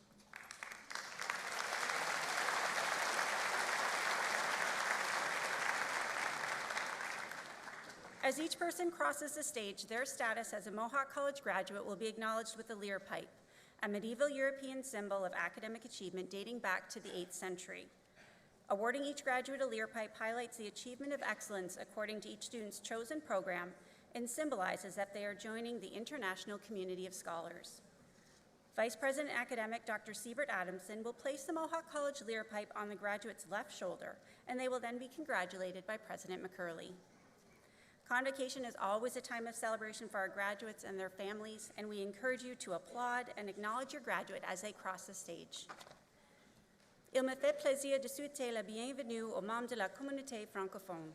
La collation de grade est le moment idéal pour célébrer les exploits des diplômés, et je vous encourage d'applaudir lorsque votre diplômé traversera l'estrade. President McCurley. I now have the honor of presenting the candidates for graduation. The graduates have successfully completed the curriculum of their chosen program as required by the Mohawk College Board of Governors and have been recommended to be awarded their certificates and diplomas in recognition of their academic accomplishment. Therefore, I recommend that you confer their certificates and diplomas with all the honors, privileges, and responsibilities pertaining thereto. And on behalf of those graduates not here today, I further request that their certificates and diplomas be conferred on them in absentia. Thank you.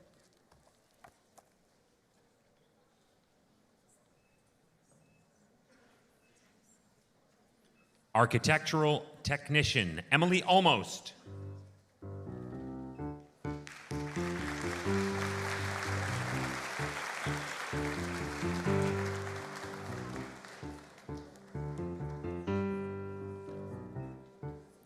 Sofia Bocanegra Guzman.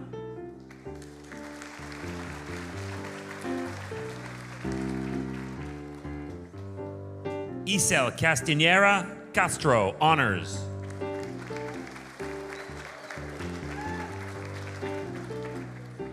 Emily Dietrich.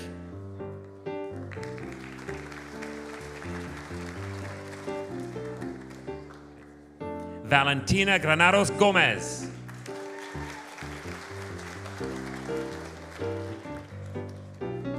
Jacob Hodge, honors.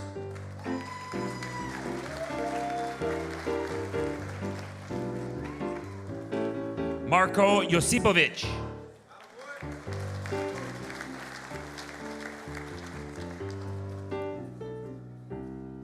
Cade Marlowe.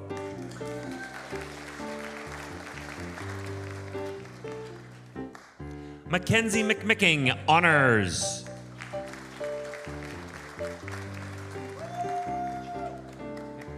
Foster Ojiobi.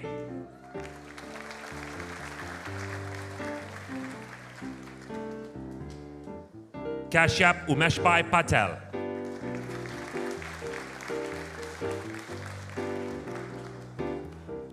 Spencer Robertson.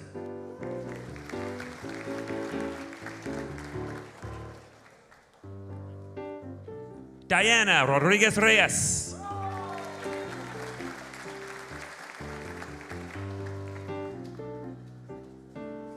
Heide Salcedo Aburto.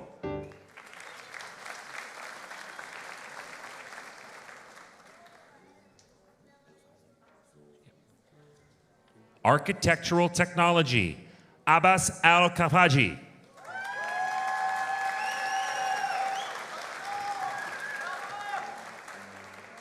Emma Bodo.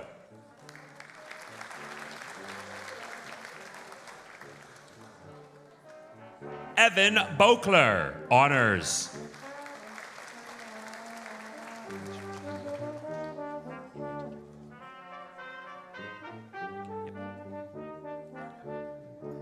Alexander Borkamp.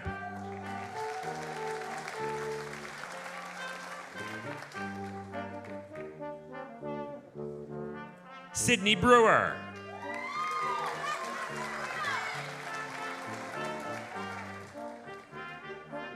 Joshua Bryant.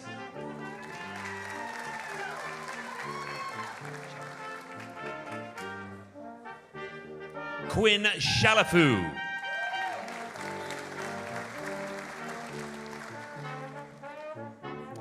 Nicolas Copati Nunez.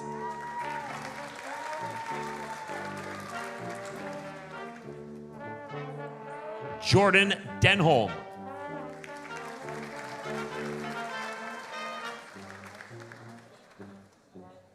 Jack Devine.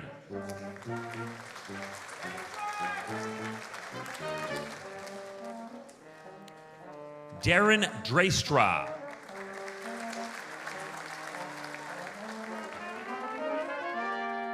Amy Farrugia.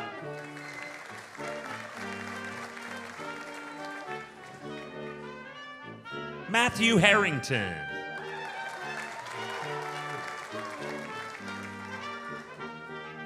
Aya Heyo.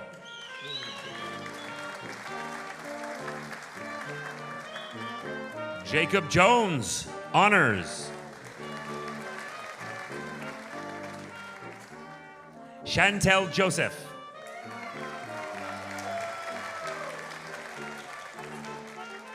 Chase Kelly, honors.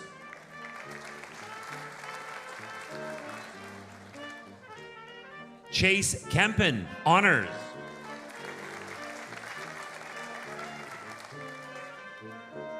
Mirna Khalil.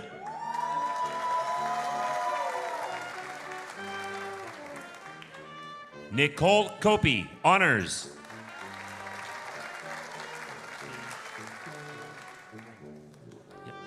Din Tung Lin Lee.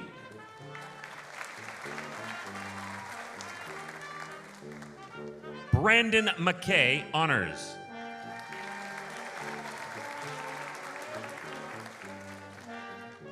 Michael Michalik, honors.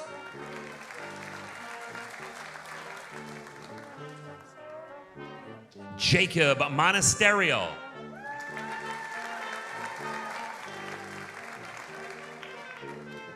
Jake O'Toole.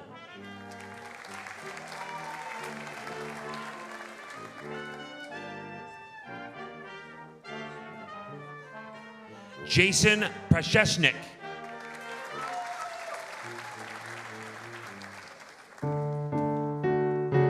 Simran Patel Honors. Mark Proctor.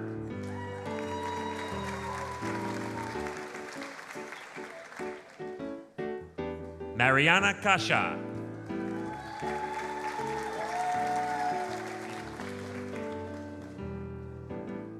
Jeremiah Reedy, honors.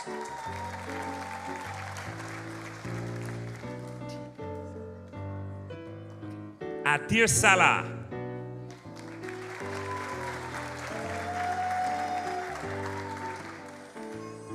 Joshua Satin.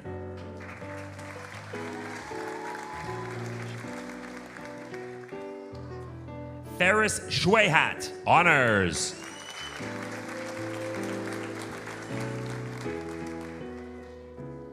Truntan Ta.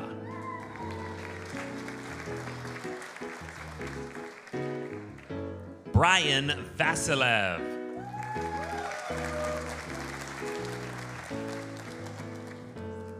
Karine Vriesma, honors. Riley Wheelhouse.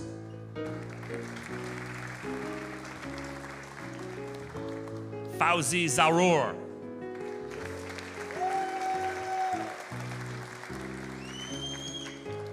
Connor Zettel.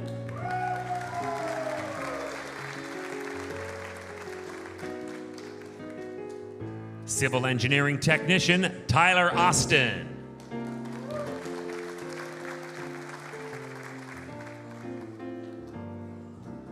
Dane Brown.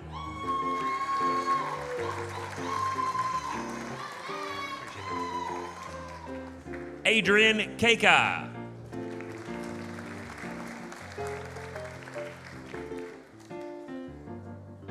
Akeem Dennis.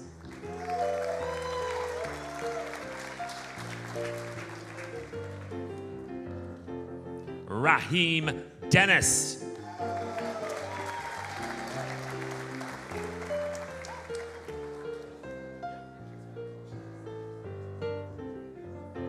Marissa Forler.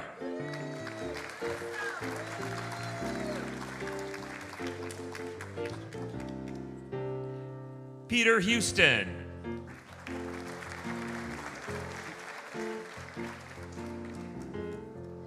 Gabriel McHugh.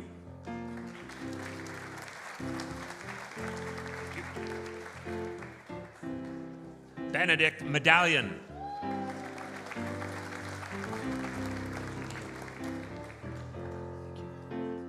Maya Moreau, honors.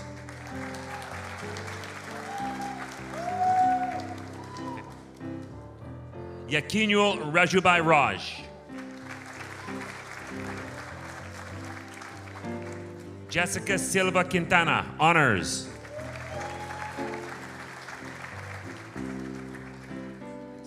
William Von Cates.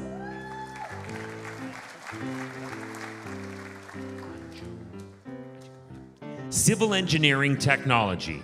Anju Ajit Kumar, honors.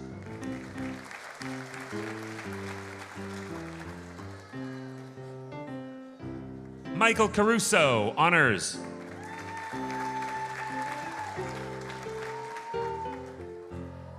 Franco Del Rosso, honors.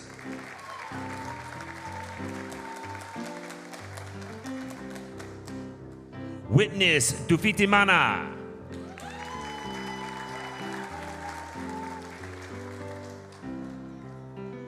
Mauricio Espinoza.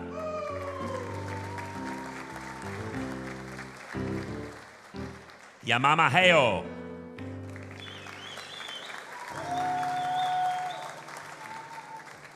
Tahir Hussein.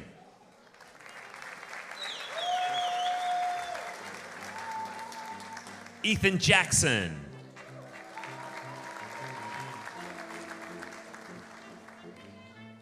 Reiki coach.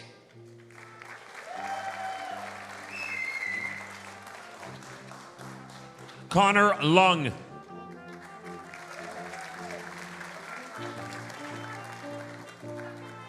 Aram Mamende.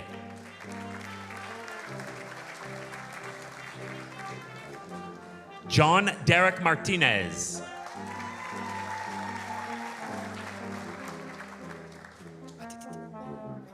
Sarah Melem.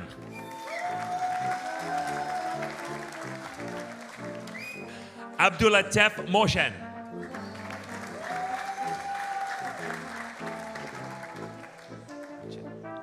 Alex Landry Dayasenga.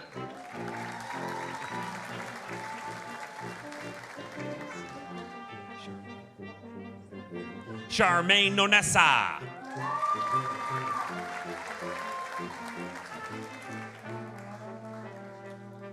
Kyle Ortiz.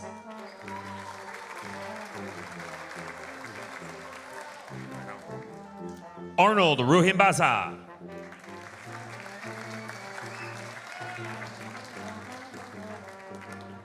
Baldeep Singh.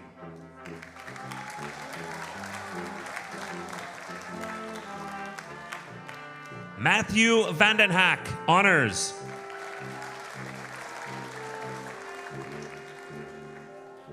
Civil Engineering Technology Transportation, Salam Al-Hamiri.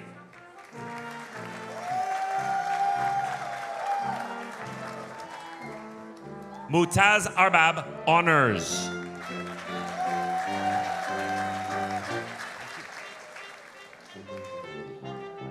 Andrew Banashik.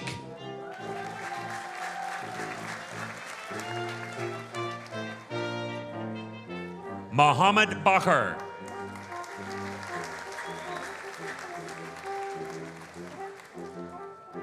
Laura Cespedes Sanchez, honors.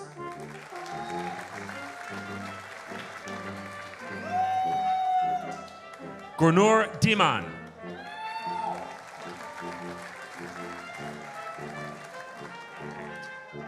Jennifer Hune.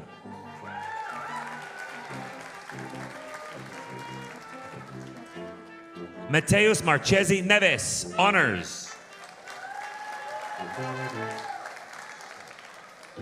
Sharon Matthews, honors. Ethan McCaw, honors.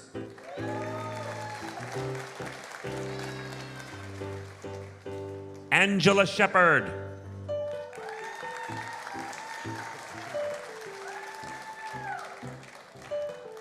Computer Engineering Technician, Mechatronic Systems, Jashandeep Kaur, honors.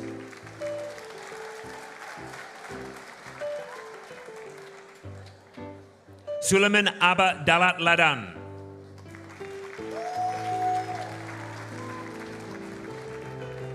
Nikita, honors.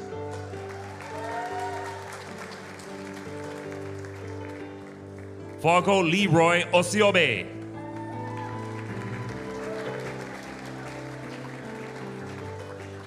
Rikta Rudras Trivedi.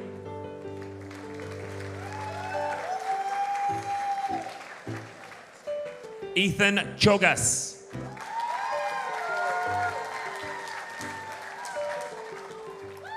Mark Vachon, honors.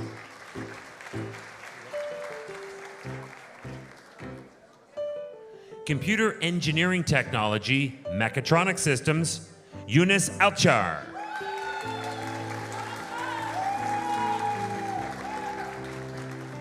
Aman Bahra.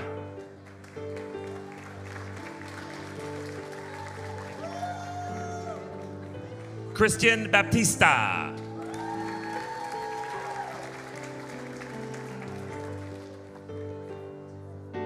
Anthony Bias.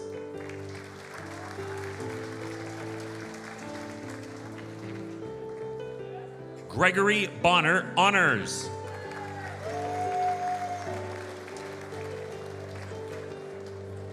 Joseph Borsuk.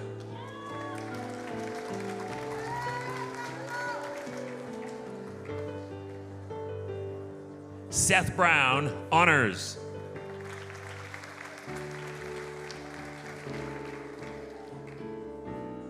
Ahmed Dib.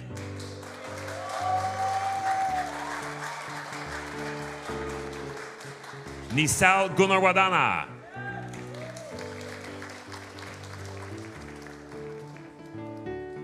Tala Karobi.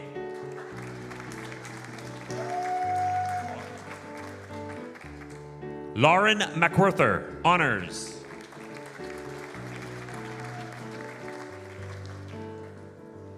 Andreas Ortiz.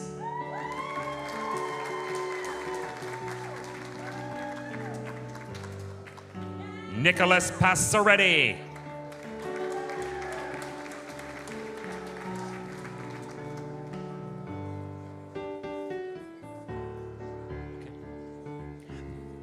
Benjamin Payson Friere.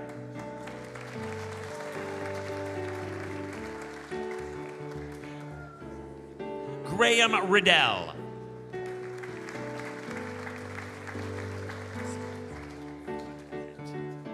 Joshua Sferrazza.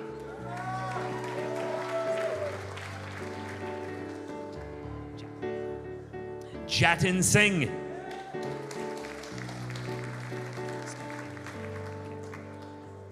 Samuel Spanier.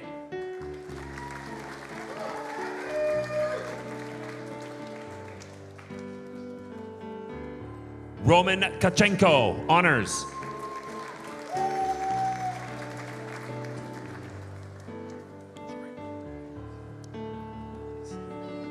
Jonathan Veldhuis, honors.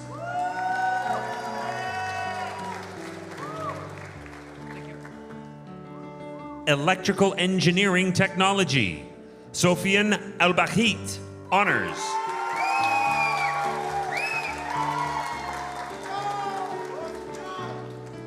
Ayala Beg, honors.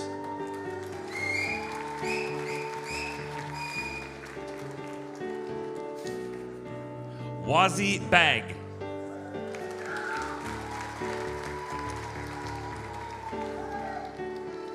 Noah Blazika.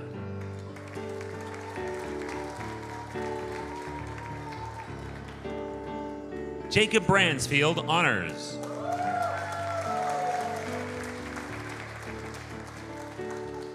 Thomas Clark.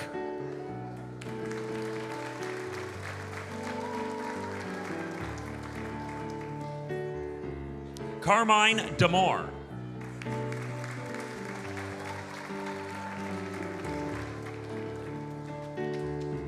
Saver Daho.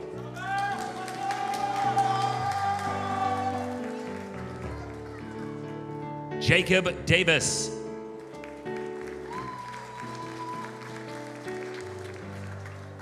Daniel Foster.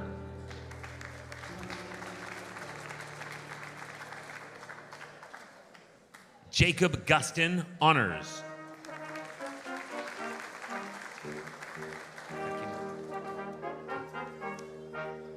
Hakimullah Hakimi, honors.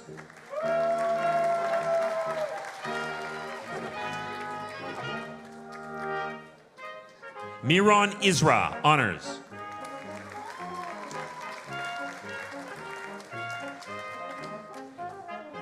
David Jaroslavsky.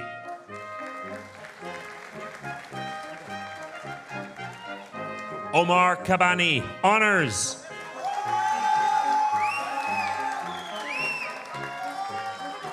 Arsin Khoshaba. Thomas Kozachenko.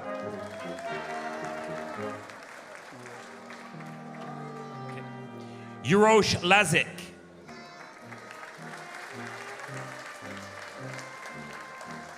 Hai Huan Lin.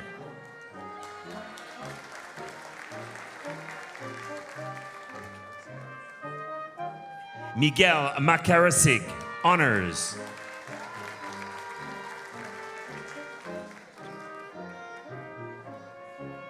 Adum Mahamat Jorkodi.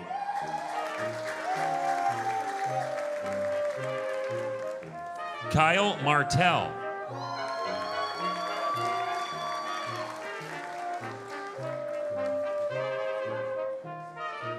Sebastian McKnight.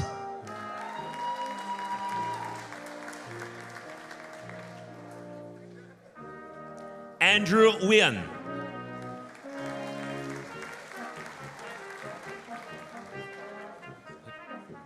Hirad Pudat, honors.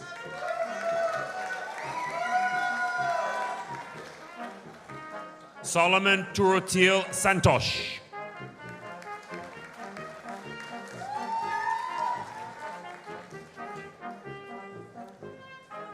Jaswin Shaji.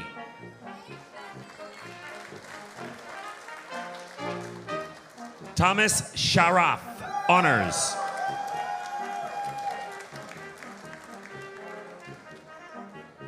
Sanjay Sayal.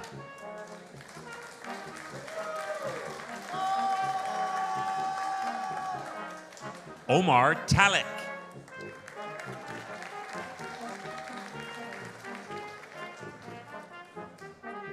Halen Taylor.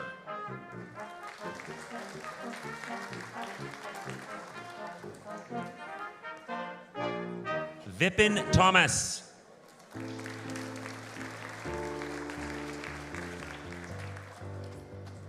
Adian Luis Tolibas.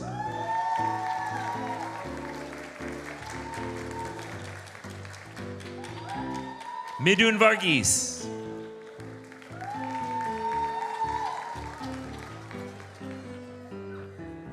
Jeffin Xavier.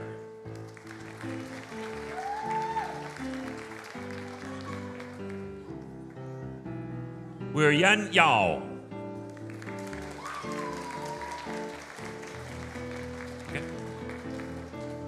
Professor Yukasem, honors.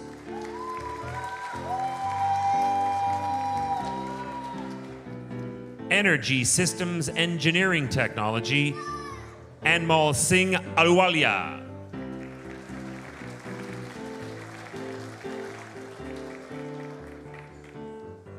Zachariah Aldouri.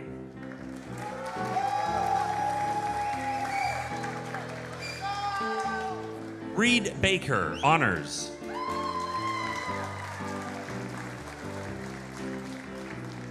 Austin Curry.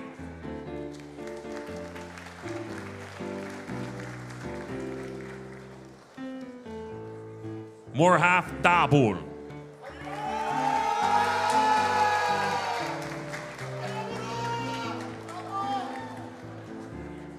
Hamze Al-Fayaz, honor.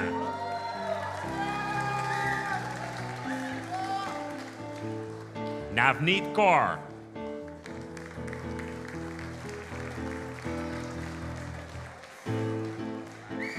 Okay. Paul Kozarchuk, honors.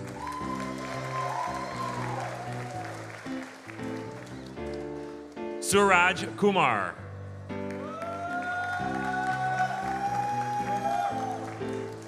Muhammad Kurdi.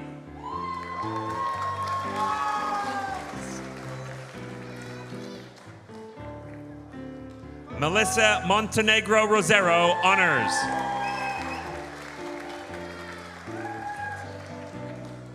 Benjamin Walton.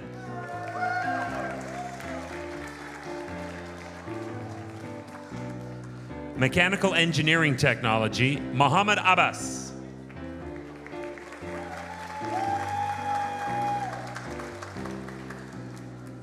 Hussein Al-Nakib.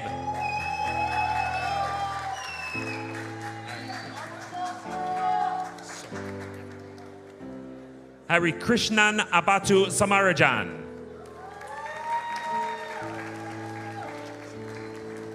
George Asaf, honors.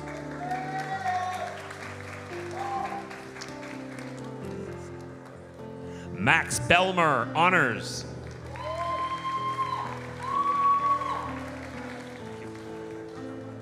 Bitao Chen, honors.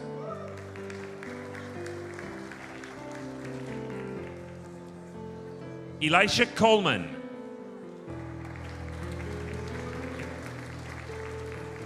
Andrew Collins, honors.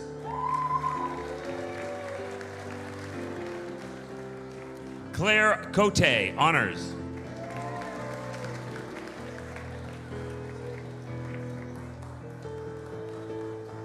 Harsh Manipal Desai.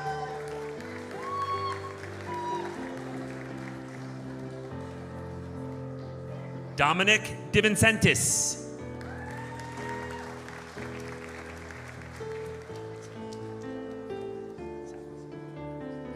Safia Figaro, honors.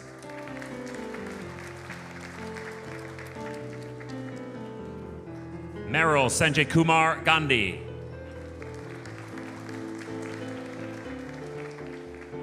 Brittany Gaudette, honors.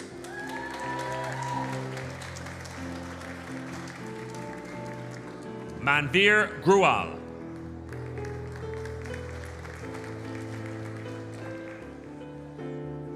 Hayden Halarish.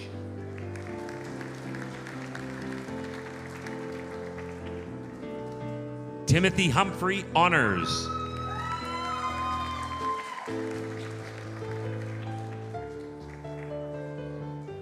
Ian Christian Ibarra.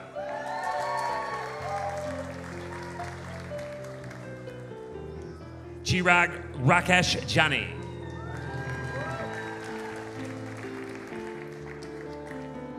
Chris Gilbert Joaquim.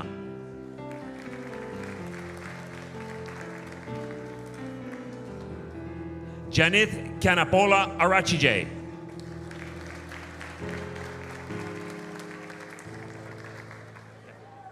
Keshab Koreala.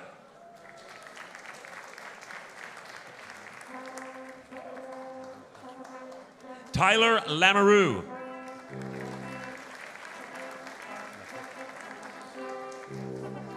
Carl Vincent Lapotte.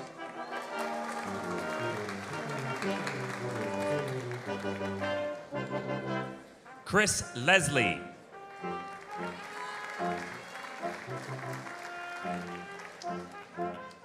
Nan Lee.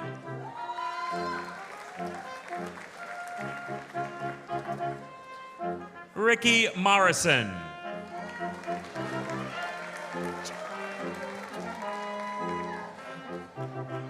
Sunny Kumar Mulisaya.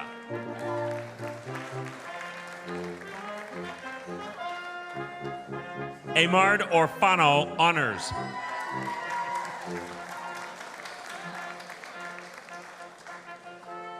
Akshil Bipinbhai Patel. Kevin Vinodbhai Patel.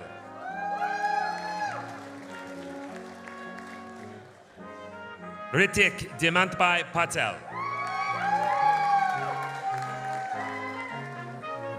Shivam Rakesh Kumar Patel.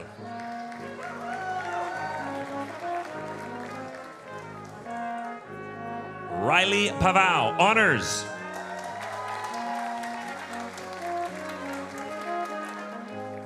Joshua Philpitt.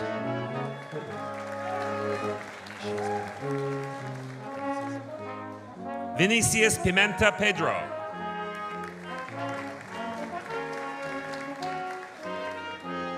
Alice Rende, honors.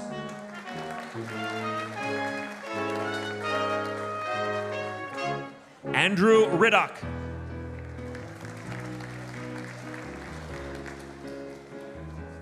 Liam Robinson.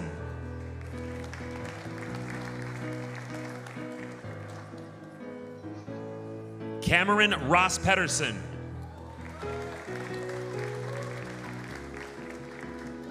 Nicholas Shore.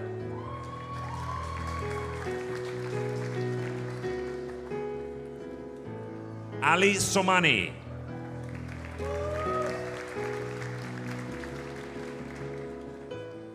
Dhruv Sonavane.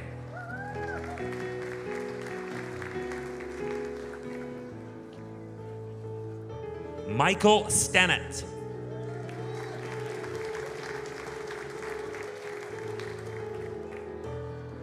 Hao-Yan Sun.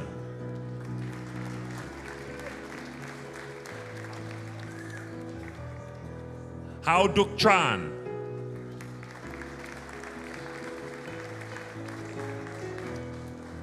Nan Yao.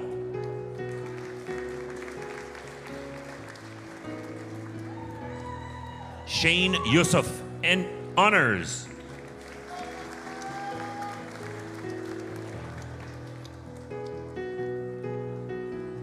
Free Technology, Joshua Sinense.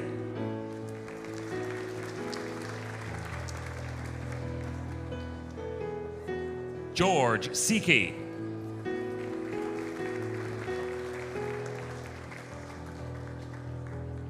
Quality Engineering Technician, Non-Destructive Evaluation, Joseph Rudy Cornell.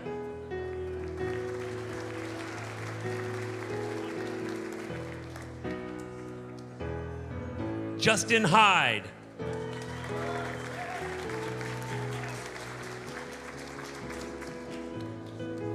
Samuel Jason, honors.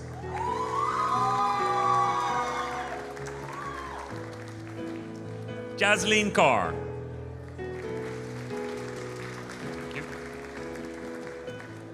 Sarath Mahesh, honors.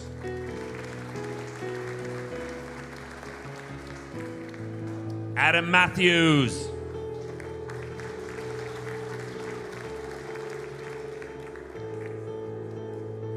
Heman Jayashbai Mewada.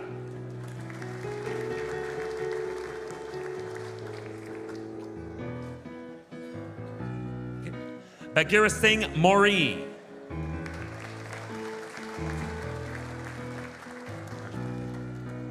Harshit Patel.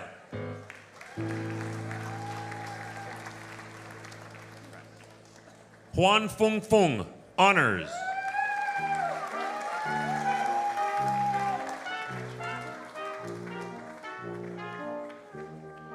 Joshua Popowich.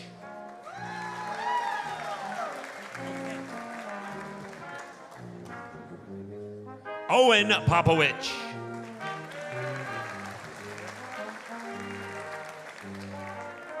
Cole Reed, honors.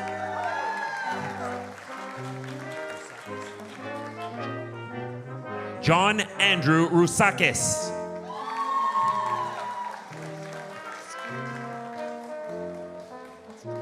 Harrison West.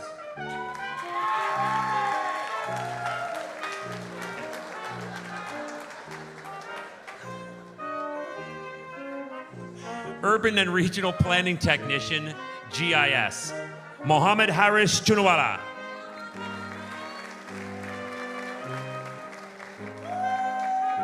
Austin Leschuk, honors. The last graduate this evening is Lina Ruiz Nieto, honors.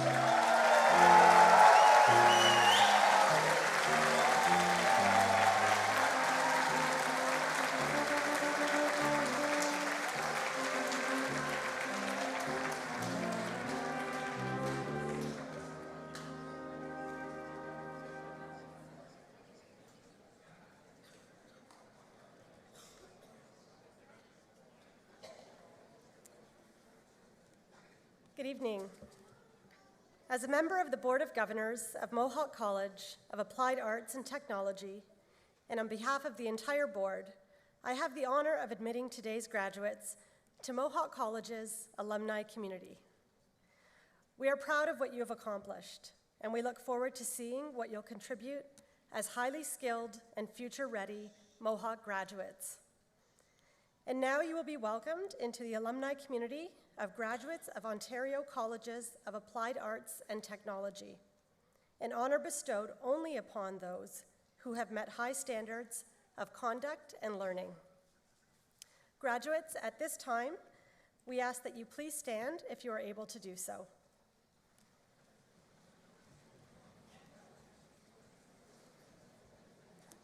In the name of Mohawk College of Applied Arts and Technology, I hereby charge you to safeguard the dignity and ethics of our community, cultivate the spirit of inquiry and innovation, celebrate your role as local and global citizen, maintain through study the fresh viewpoint expected in an age of rapid advancement, and contribute in all these ways to society in order that the dignity of humankind, through you, may be constantly reaffirmed.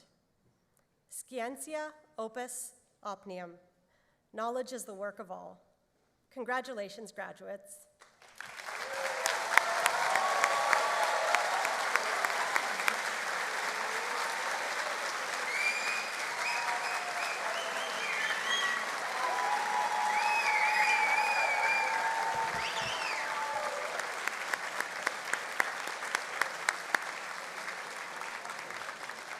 Graduates can be seated. Congratulations again to the graduating class of 2023. How about one more round of applause for this amazing group?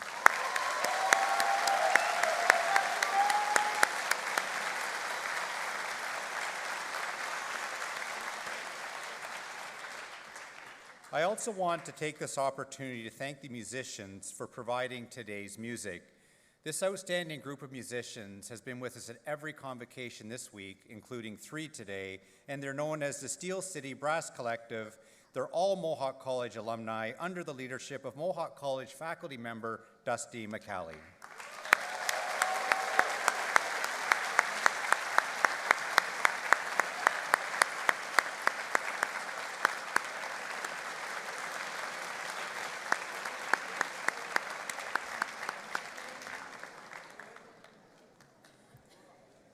And like our musicians, introducing each graduate at every ceremony this week, broadcast media alumni, the voice behind the curtain, Chris May.